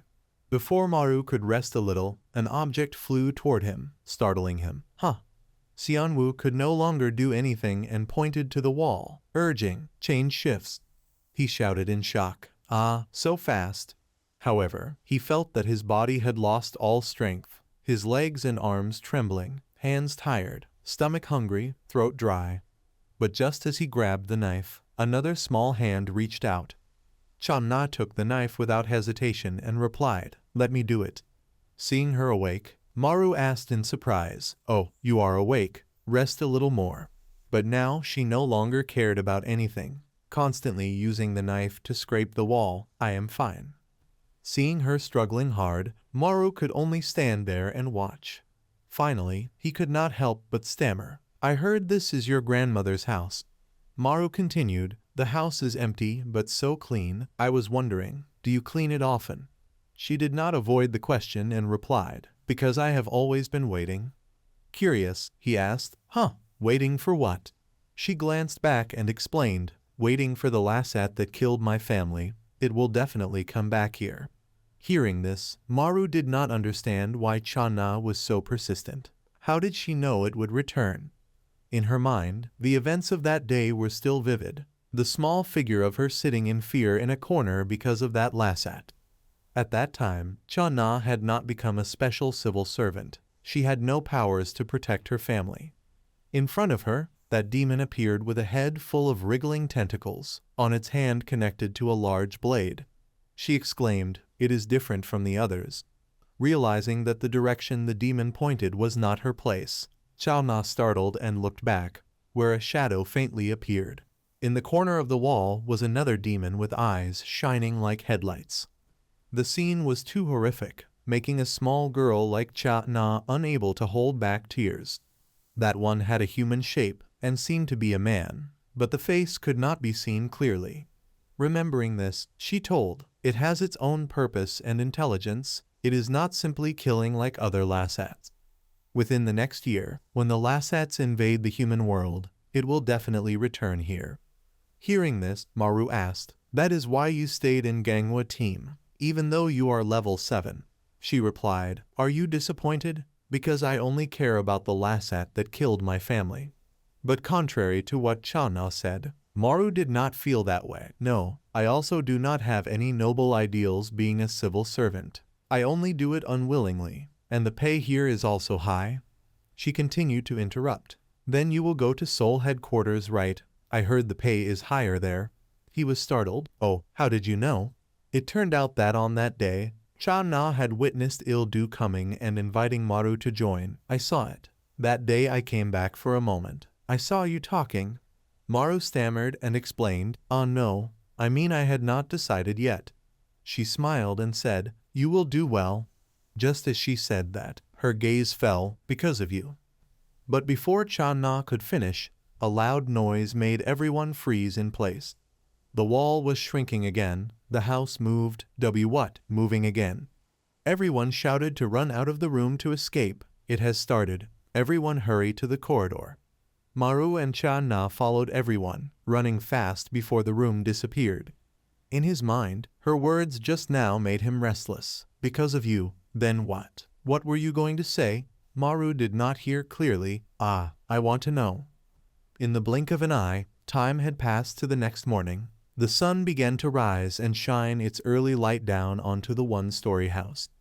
After a night of struggle, almost everyone was exhausted. Finally, the house stopped moving. Xianwu asked, "Has it stopped?" Yu Hyuk sighed and added, "Now we can only rely on the team leader. But where is he? He said he would be here by work time. He must be lost on the way to Busan." In the narrow hallway, Maru looked at Kim I-Park, who was still sleeping soundly. On him, a jacket was draped without knowing what it was. He sighed slowly. "Specialist Kim I-Park sleeps like dead, and we are trying to find a way out." Before everyone could rest, the wall began to shrink again. Again. There was no choice. Maru urged everyone, must wake Specialist Kim I-Park. But when he looked, a terrifying scene appeared. His head covered with mushroom-like blisters. Oh, what happened to his face? He smiled gently and said, "It is time." As he finished speaking, the locked door was also forced open. Dust poured out from inside. Behind it was a skeletal, gaunt demon rushing out with a panicked face, screaming. Witnessing this, everyone did not understand what had happened and hurriedly asked, "How is it? What ability did he use?" He answered, "That demon actually knew fear." Kim I Park explained, "I shot mushroom spores through the crack. This ability takes time to activate, so I rarely use it. The Lasat mushroom spore ability, also called the silent killer. Thanks to this, everyone was saved." They praised, well done, why did you not say earlier?" He smiled and replied, "Sorry." Before they could rejoice, Xianwu with a worried face interrupted, "Leave that for later, look." At that moment, the skeletal demon stood crying with its body covered in mushrooms, calling, "Father." Hearing the call, from inside the door, numerous hands reached out. It turned out not only one demon but a large number of demons like it, mouths continuously moaning, all alone. All of them turned sharply toward Maru's group as if wanting to devour everyone. Their number was vast, charging together, shouting, alone. Witnessing this horrific scene, Maru was scared to the point his mouth twisted. What is this? It is not the reclusive Lasat alone, but a Lasat with many children. Not only that, all of them were not level 2 but level 7 demons, a whole pack of level 7 Lasats. How could we fight them? How could we fight them? The demons, in an incredibly large number, charged straight towards Maru's group. All of them shouted in horror, "They are coming." Seeing the chaotic situation, Chatna stepped forward to remind, "I'm handling this, everyone stay calm." While she rushed forward to fight, Yu Hyuk was not idle either, immediately forming a circle seal. "I'm using it, the Lasat ability." This circle appeared and enveloped all of their people. Inside it the demons could not see. It was an invisible Lasat. After everyone had stabilized their positions and were safe, Chatna also took her sword and swung it straight forward. With just one slash, she directly cut off a demon's body in an instant. However, just when things seemed to go smoothly, an incident occurred. Because the corridor was too narrow, Chatna's sword got stuck in the wall and could not be pulled out. "Damn it, the corridor is too tight." The sword got stuck. Taking advantage of this, a demon quickly jumped onto the sword towards where she was standing. Facing this urgent situation, she could do nothing but watch, clenching her teeth. The demon opened its mouth wide, revealing sparse teeth and a pitch-black tongue, looking extremely disgusting.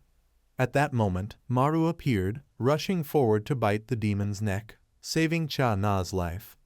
Thanks to his special ability, the wound Maru bit could never heal. The demon could only helplessly tremble and scream in pain. As it was about to die, it still managed to raise its hand towards the ceiling, opening its palm. Then, without hesitation, it clenched its hand into a fist, and also took its last breath. This meant the demon had successfully activated its ability, and the house began to shake violently. Seeing the ceiling lowering, Yu Hyuk shouted in fear, "It's over, that Lasat intends to collapse the ceiling." After tearing the demon's flesh, Maru looked up with glowing eyes and continued, "There's no other choice." He decided to use the ability he had copied from the mirror demon, shouting loudly, "Lasat ability, reflection activated, sealing up." Although he said this, Maru still had to use his hands to hold up the ceiling and could not lift it immediately. Witnessing this ungraceful scene, Yu Hyuk still praised him. "Wow, a little embarrassing but well done." Just as he said this, suddenly a swarm of demons charged straight at Maru, making him panic. "But at this moment I can't move." While a demon was about to reach him, suddenly, an invisible force spun the demon's head away, killing it on the spot. The one who struck it was none other than Xianwu, who turned to warn, "Hey level 1, very dangerous, hide inside the barrier." Before he could finish speaking, Maru shouted, "Hey, wait, take care of yourself first." As soon as he said this, a demon approached from behind Xianwu, biting his shoulder strongly, making him grimace in pain. Ugh! Around Xianwu, numerous smaller demons advanced, some biting arms, some legs, an overwhelming number. Damn it! At the most dangerous moment, a series of flashing attacks shot out from somewhere, piercing a demon's head. That attack came from a giant spider, which had somehow been standing over Xianwu with glowing yellow eyes. The one controlling it was Jai One, who seemed useless before, but now showed its true power. Yu Hayek urged, Jai 1, Xianwu, help Kang Cha-na quickly. We must protect Han Maru. Back to Cha-na, she continued to slash demons relentlessly. Although killing them was easy for the group, the problem was their sheer number. No matter how many were killed, they never ended.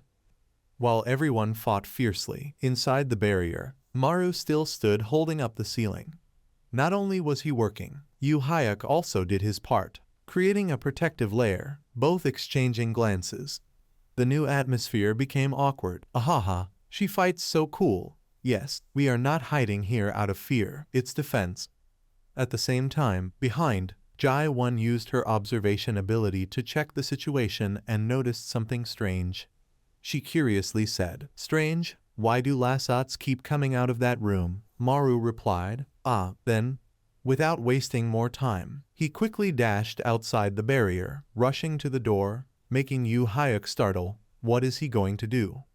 In front of Maru, Cha-na and Xianwu were still standing there, fiercely killing demons without stopping. He shouted at them, Let me into the room now.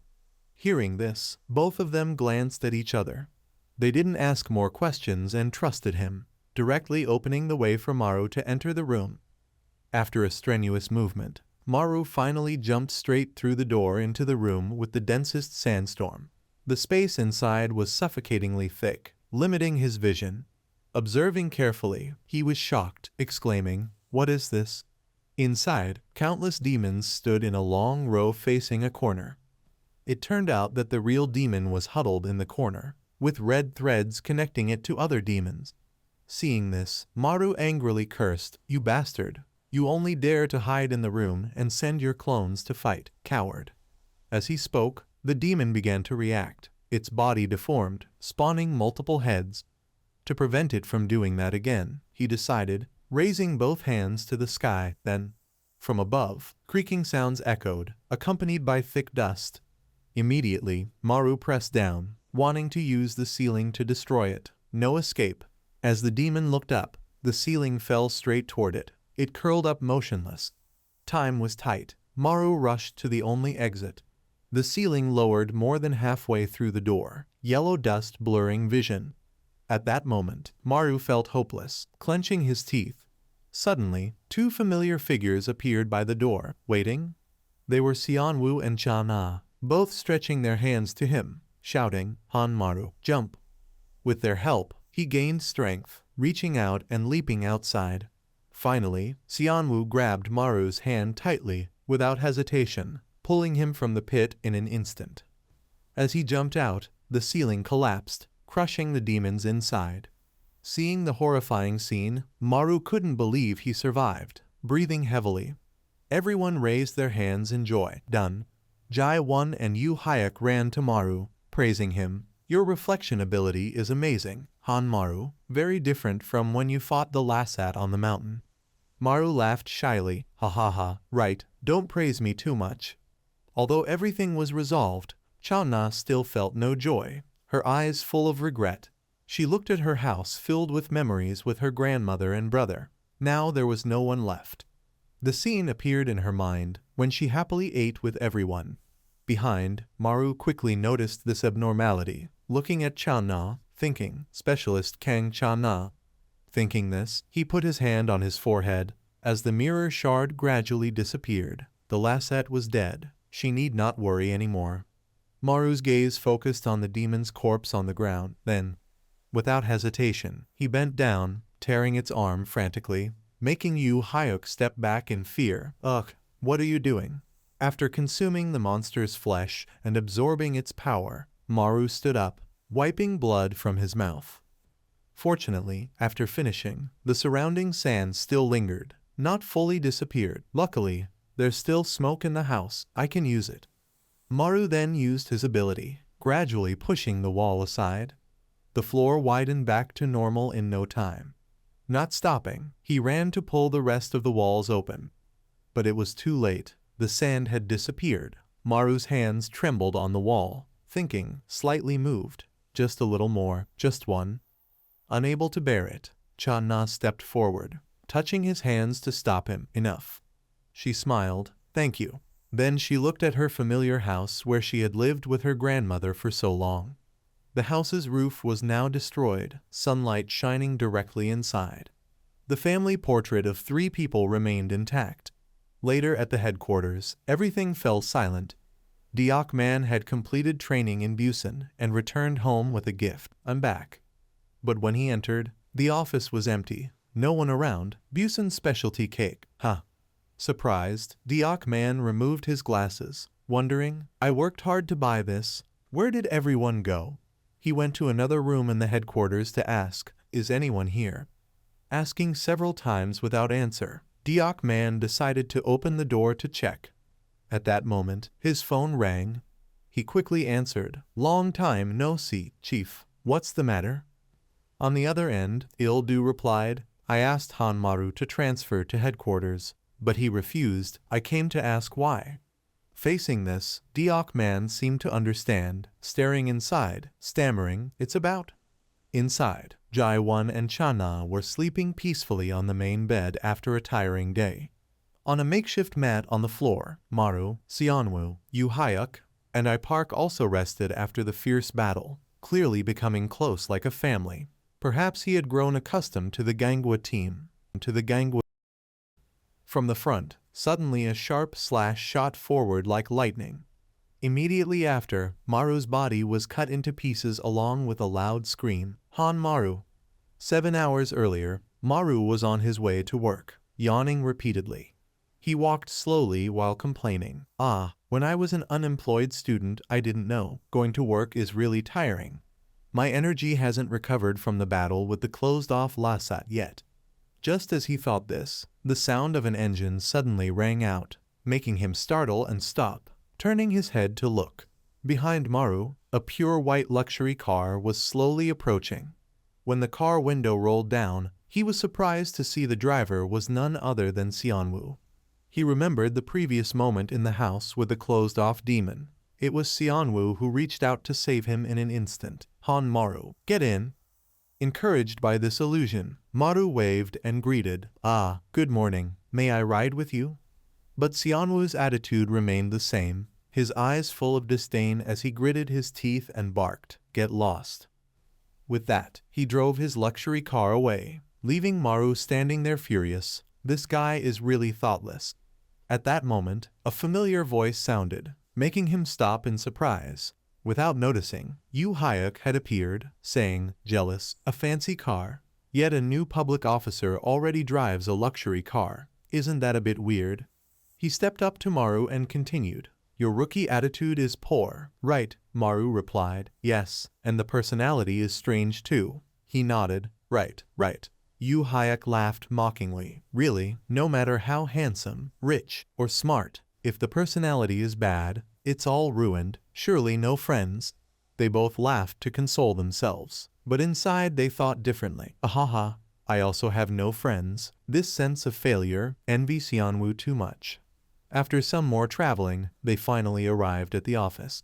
Just now they were laughing, but at work, everyone's face fell as if they had lost rice funds, muttering, hello everyone. Deok Man, however, was completely different, always cheerful at work, smiling brightly. Oh, you're here, our level 7 ability specialist, Han Maru. Hearing this, Maru quickly raised his hand to block him, asking, level 7 ability. Jai-won brought a stack of documents to explain. You have absorbed the level 7 Lasat ability through devouring. Congratulations. Excited, Deok Man slapped Maru on the back, making him fall forward. Thought he was weak, but he did the work well. Receiving such enthusiastic praise, Maru couldn't believe it was real, thinking, whoa, being recognized by the team is really joyful. Yoo Hyuk also had to admit, and his devouring ability is excellent. It's the only ability that keeps getting stronger. Before he could finish, someone nearby clenched a fist and slammed it onto the table. Seonwoo, looking annoyed, glanced up and reminded, start working, stop chatting. As he spoke, he angrily stared at Maru as if ready to devour him. Looking at me, I wasn't talking. Previously he despised me as level 1. Now I'm higher level, so what's different? Or does he really hate me? Thinking this, suddenly a hand reached from behind to lightly touch Maru's shoulder, making him turn. It was Cha Na, who had just finished bathing and stepped outside, saying, "Hey, can we talk for a moment?" Later, outside the office, she went to a mobile water station to get a drink. After both sat down on a bench, Maru stammered, What is it?" Cha Na's hand toyed with the can, replying, "I want to thank you about the incident at my grandmother's house." He shyly replied, "Ah, it's nothing, we're teammates, just what should be done." She interrupted, "That's why, after this incident, I'm even more certain about my thoughts." As she spoke, she leaned close to Maru, saying, "About you, Han Maru." He blushed. Faced with this awkward situation, a jumble of thoughts raced through Maru's mind. Thinking about me, what does it mean? Could it be? But before he could rejoice, Cha Na explained, "I didn't think you were just a level 1. Startled, he asked, What do you mean?" She replied, "The remarkable healing and devouring Lasat ability. Surely not level 1. Maru recalled the previous battles with demons. Her meaning was the level 1 Lasat that day wasn't a devouring Lasat. Cha Na nodded, saying, "Exactly. Think, before becoming a public officer, had you ever encountered another Lasat?" Hearing this, Maru seriously thought, how did she know such an important thing, and could he forget? Just then, he noticed behind Cha Na a dense, ominous red aura behind the wall. Along with it came eerie sounds. Maru's body froze, sweat poured like a shower, even his heart pounding was audible. From behind the wall, a clawed foot gradually stepped out. Next came a grotesque monster with sharp fangs staring directly at him. What is that? At that moment, Maru felt his heart squeezed, unable to breathe. Ugh, hallucinations again, anxiety returning, too dangerous. The can in his hand fell to the ground, scattering. Witnessing this, Cha Na, sitting beside him, worriedly asked, "Han Maru, are you okay? What's wrong?" His hands trembled, clutching his head, replying, Sometimes I remember frightening things." Seeing the situation worsening, Cha Na reached out to grab his hand. She reassured, "It's safe here, I'm here with you." Hearing this, Maru's cheeks flushed, and his headache vanished. Cha Na also speculated, "Indeed, your past has mysteries." At that moment, Diok Man appeared, peeking at them, asking, "What are you two doing? Office dating?" Hearing this, Maru blushed, stepping back, explaining, that?" Before he could speak, Cha Na directly denied, "No, if Lasats swarm next year, everyone will die. No time for dating." She added like a knife to Maru's heart, "I don't care." Though unspoken, he felt the pain inside. "Hey, I'm the one who doesn't care. What does dating have to do with it?" With no words exchanged, Cha Na turned and walked inside, leaving Diok Man stunned, laughing, lightly kicking Maru, teasing, "Doesn't care. Got kicked," he thought. "Told you, it's nothing." But he didn't notice Cha Na was equally flustered, pretending strong outwardly, but her ears were bright red. By 5 o'clock, the sunlight softened. Inside the office, Jai Won put on her jacket, saying, Why am I hurt this way?" Meanwhile, on a large green-covered mountain, Maru and Cha Na climbed to the top to check the situation. He breathed heavily, motivating himself. 1 more hour until work ends, except night shifts, others check PM dust warning devices. Cha Na went to a column, opened the door, and began recording. She looked at the statistics of yellow dust fluctuation in the area, noting meticulously. Nearby, Maru thought, "What? Not dating, but Captain Go makes the atmosphere awkward." "Right," a specialist Kang said, about to die and thinking random thoughts. "Better think of surviving the Lasats. But we know too little about them. If only we could talk to a Lasat." Just then, the phone rang loudly, startling Cha Na, who ran to answer. "Emergency support requested." "This is Kang Cha Na," the voice replied. "Area 3, male, Yu Hayak here, zap." Lasats appeared. The situation there was bad. Phone booth covered in blood and dense yellow dust storm. Captain Go attacked. With a deep chest wound, he tried to continue, "I'm on my way, be careful." Then the connection suddenly dropped, making Cha Na even more anxious, shouting, "Hello, Specialist Nam Yu Hayak." Her face turned pale, saying, "Impossible, Even level 10 Captain Go was attacked. Not understanding the situation but hearing this, Maru asked in shock, "What, that scruffy guy is level 10? Very quickly, as Yu Hayek said, a dense yellow dust storm slowly approached their feet. "Yes, it's coming this way, be careful." Immediately, Cha Na drew a dagger. This Lasat is strong enough to defeat a level 10. Through the dust, a figure slowly appeared, with a huge hole on its head. The tension grew, Maru and Cha Na widened their eyes. And what appeared made them unable to believe. A demon wearing tattered clothes, head pierced from eyes to nose, corners of its mouth stretched into a grotesque smile, speaking, "Hello everyone." Hearing its voice, both thought, "It can talk." The demon smiled, saying, "Pleased to meet you humans, can we talk for a moment? We talk for a moment." This was the first time Maru had encountered a demon that could speak human language, and he shouted in fear that Lasat can talk. But Cha Na was different. This was not her first encounter, she explained. It's a linguistic Lasat. The demon raised its hand toward both of them and said, "Aw, don't be hostile. I don't want to fight, I just want to talk." Maru asked, "Talk about what?" Cha Na remembered what Yu Hayek had said earlier on the phone. "Be careful of what you say," she warned, "Specialist Han Maru, don't talk to it." But he didn't listen and explained, "But this is an opportunity to learn about the Lasat. They came to kill us, yet we know nothing about them." To clarify the truth, he decided to step forward and ask it, "Where do you come from?" The demon smiled and answered, "We come from Naraka." Hearing this, Maru was astonished, having never known that place. "Naraka? Where is that?" The speaking demon replied without hiding, "The abyss of hell. A place imprisoning those who committed great sins in life, confined in eternal darkness, endlessly fighting each other." Hearing this, Maru recalled the scenes he had dreamt of before, of himself standing in a dark hell where demons tore each other apart while alive. He couldn't control himself, sweat pouring, eyes wide, stammering, "So that means, the Lasat, could it be?" The demon revealed a secret, Lasat were once humans. That sentence hit Maru like lightning, freezing his entire body, eyes wide open. Beside him, Cha Na was equally shocked, face revealing astonishment. In Maru's mind, images appeared of him tearing apart the flesh of demons and swallowing it. "No, impossible, Lasat were once human, ugh, then the things I ate." Thinking this, he couldn't hold back and vomited violently, goosebumps all over. After answering all of Maru's questions, now the demon began to ask in return. "Then it's my turn to ask." Hearing this, he looked up in astonishment and replied, "Ask?"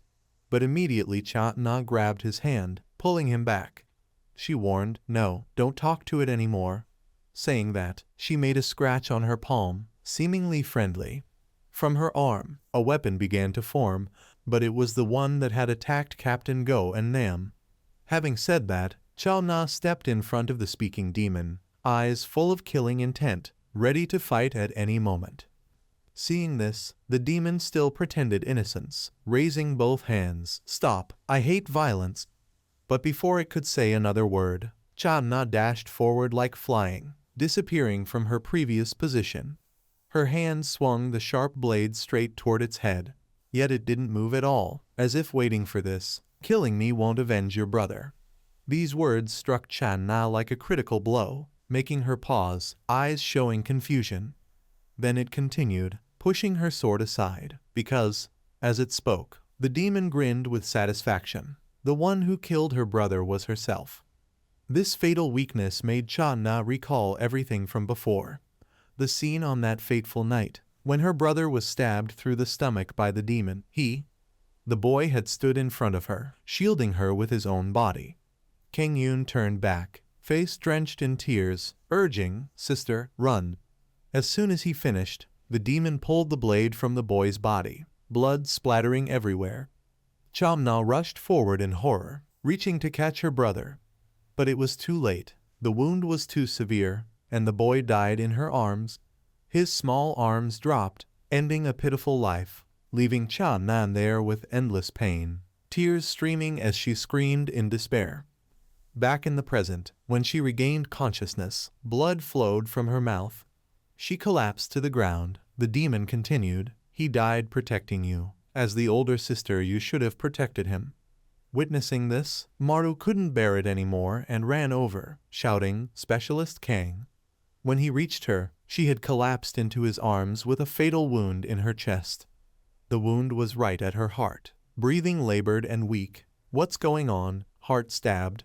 But he couldn't see how it attacked. How did it strike? Maru saw nothing. Could its power be words, attacking with speech? Without wasting more time, the demon continued toward Maru, using words to distract him. "Now let's continue our conversation. Ignoring the poor girl who cries daily for her dead family." He interrupted. "No." Maru's expression darkened, fists clenched, shouting, "Shut up." He went mad, striking directly at the demon. "Don't underestimate Specialist Kang Channa's pain." With that, he delivered a blow to its face before it could react. Blood gushed from its mouth. Its body fell to the ground, sand flying. Not stopping there, while it was still inattentive, Maru clenched his fist again and leapt from behind. But before his fist could strike, the demon turned and said, "Pathetic, kicked by a woman, that's why." Maru froze, thinking, my body can't move." And in a blink, something shot straight at him, too fast to see. Once clear-headed, Maru realized his heart had been pierced. Something had stabbed him. Blood gushed from his mouth, as if the pain of heartbreak. Finally, he understood the demon's purpose, aiming at emotional wounds to make humans negligent. Not a time to be mentally vulnerable. Thinking this, he looked at Channa still lying motionless on the ground. He had never felt romantic feelings for her, only admiration for Specialist Kang as a strong and admirable senior. Suddenly she looked at him regretfully, tears flowing with trembling voice. "I'm sorry." At that moment, Maru's nose stung, eyes wide open. Then pain from his heart struck, making him cough violently. Blood gushed from his mouth again, staining the ground. Ugh! Aftershock of a mental attack. While Maru sat there, the demon grabbed a large stone, emotions making humans weak. As it spoke, it raised the stone above his head. "I've never felt this as a human," he exclaimed. "Oh no, I can't move." Before striking Maru, the demon bent down beside him and said, "Why not answer? Mute now." He thought, as long as there's emotion, we can't withstand mental attacks. No wonder Captain Go, even with level 10 power, was defeated. Wasting no more time, the demon acted. "Then it's over, can't talk anymore, finished." In that moment, Maru was completely helpless, unless a cold-blooded one immune to mental attacks came to save us. Thinking this, the stone descended toward him like lightning. But at the critical moment, the demon's body twisted grotesquely, head turning backward. The rescuer who arrived was none other than Xianwu. Luckily, he was on time. He stood there looking at Maru, asking, lying there, "What's wrong, level 1? Seeing Xianwu appear, Maru was overjoyed, tears falling. "You came, our weirdo." Before he could be moved for a few seconds, Xianwu grabbed his collar, shouting, "How could you let it beat you like this, idiot?" Thinking the demon was dead, but no, it was still alive. Too annoying. Xianwu turned in shock, asking, "What, still alive?" It raised its head back to its position, smiling. "My vocal cords are strong, not easily cut. You tiny fry should try harder." Hearing this, Xianwu was boiling with anger, shouting, "What?" Maru, equally annoyed, asked, "Tiny fry?" Both clenched their teeth and stood up, shouting, "This damn loudmouth." Facing this extremely cunning-speaking demon, Maru and Xianwu had to confront it together. He glanced at him and said, "Hey, that one can read memories and attack psychologically, so be careful." But Xianwu didn't care at all and stepped forward directly. "I don't need warnings from a low level like you, just shut up and watch." Hearing that tone, Maru was boiling with anger, but had to endure his rude way of speaking exactly like that demon. Anyway, must try. After stepping in front of the demon, Xianwu stretched and warmed up. Immediately he acted quickly, breaking a knuckle of his own hand, and correspondingly, one of the demon's legs also fractured. Though trembling in pain, it still tried to act okay and asked in return, "Only this much? Seems like you won't get recognition from your great father." Facing that, Xianwu didn't care at all, continuing to step forward. breaking a series of his own knuckles as he moved. The demon's head twisted 90 degrees backward, the corners of its mouth still lifted in a smile. "Ah, so you're also someone without emotions like me."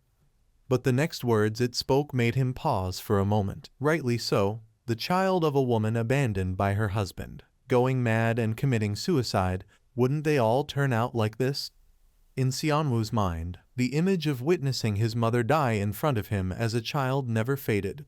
Behind him, Maru also heard the entire story, astonished at his tragic past. What? He had such a painful past. All this time, he had thought Xianwu was just a spoiled rich kid, thought he grew up as a rich playboy. Thinking this, Maru felt danger approaching and was about to rush to rescue. But after all, Xianwu was already reaching his limit. "I'll take over, even if he is merciless." The demon laughed wildly. "Ha-ha." While it still smiled with satisfaction, thinking it had achieved its purpose, suddenly Xianwu's body began to move again. Turns out all this time, the demon's words had not affected his mind at all. Corners of his mouth lifted in response. "So what?" And then, without hesitation, he grabbed the demon's neck with force and asked, "It's not my fault. It's my mother's fault for being weak." Xianwu's eyes glinted with killing intent, continuing, "In the end, only the strong survive." It seemed the demon began to spot another weakness, grinning with satisfaction. "So in the end you cannot survive until the end." Then it spoke another sentence, completely crushing Xianwu's psyche, "Because you're even weaker than Han Maru." Those words struck him like lightning, freezing his whole body, eyes wide, just waiting for that moment. Once again the demon unleashed a lightning-fast critical strike.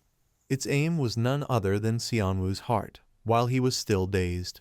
Luckily this time, Maru reacted in time, running to raise his hand and block the strike. "Got it." He glanced at the demon with a cunning smile. This style of attack.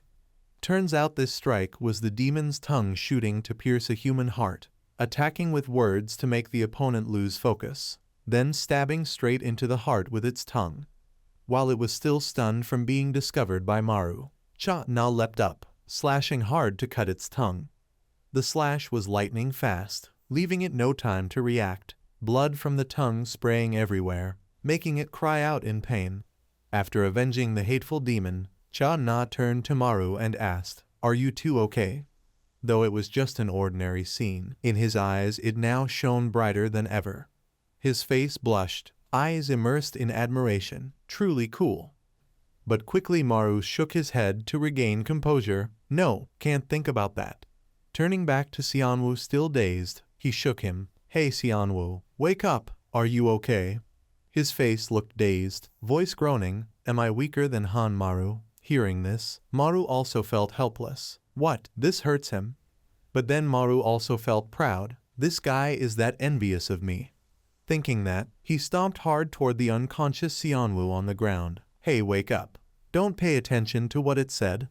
Maru praised, "I'm talented too, but you're better than me." As soon as these words left his mouth, Xianwu reacted again. His state returned to normal, absolute confidence. Of course, level 1, Maru thought. This guy is stupid. When the demon's tongue was cut, it quickly used the surrounding sand to regenerate its tongue. Cha Na spoke. "We've handled it. Let's go home. If it gets dark, we'll be at a disadvantage." Knowing this, but now there was still no way to truly destroy it. But what to do? Can't approach because of its tongue. Cha Na worriedly replied, "Let me hit it. It's rare for it not to speak." But just then Xianwu ran over, pulling her, in this state. Turns out her wound had been bleeding non-stop, and showed no sign of healing. Huh, what's happening? Wound won't heal. The pain surged from Cha Na's mouth, blood gushing out. Xianwu had to support her, thinking, "Damn it, if we can't kill the Lasat, its attacks remain effective, can't recover." With no other choice, Maru made a decision, running in another direction to distract the demon. "I have to do something, overcome that tongue and defeat it." After separating from Xianwu with Cha Na, he waved, "Hey, you idiot here." Immediately the demon lunged, shooting its long sharp tongue. It was coming toward Maru. Opportunity. He glanced at them and shouted, "Xianwu, take care of Specialist Kang. I'll use a new skill to deal with it." Hearing this, he asked in astonishment, "What, idiot? That skill only works in a confined space." Channa gasped with difficulty, stammering, Maru, help me quickly." Not far, Maru's steps hurriedly fled from the demon. Close behind, the demon still crazily chased. Its long tongue continuously slashed anything in its path. Things increasingly went beyond Maru's expectation as he couldn't find a confined place. No building nearby, can't run into residential area. He pressed his eyes shut, thinking hard, damn it, what to do now? Just then, from the other side of the restricted area fence, a white car sped over. From inside, Xianwu opened the door and called loudly, Maru, come here."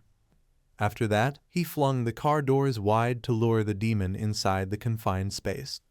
At this moment, Maru had no more thoughts, quickly crashed through the steel fence, ruining the expensive car. He marveled, truly a wealthy kid, enviable. Maru's whole body slipped inside the car in an instant. The door closed.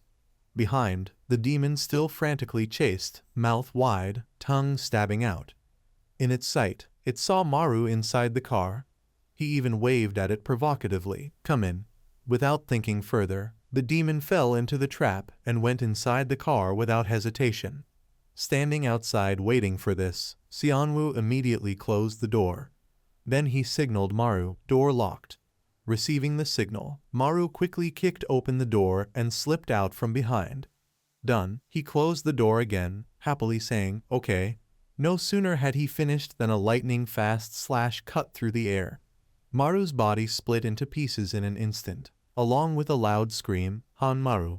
Seeing this, the demon was extremely excited, grinning wickedly, thinking it had defeated him. But things didn't go as it thought. A hand reached from behind, grabbing its neck, freezing it. Its expression shocked, smile fading, turning to look back. Behind it, Maru was not dead, standing there with killing intent. Not only that, inside the car, countless other versions of Maru were crowded with the thick golden sand. Many of his arms reached out toward the demon and grabbed it. Under this relentless attack, the demon couldn't resist, helplessly being pulled into the car. Those numerous Maru clones crazily bit and tore at its body, making it scream in pain and despair. The speaking demon could never have imagined that it would face this day, powerless as its body was being clawed and torn apart in a pitiful manner.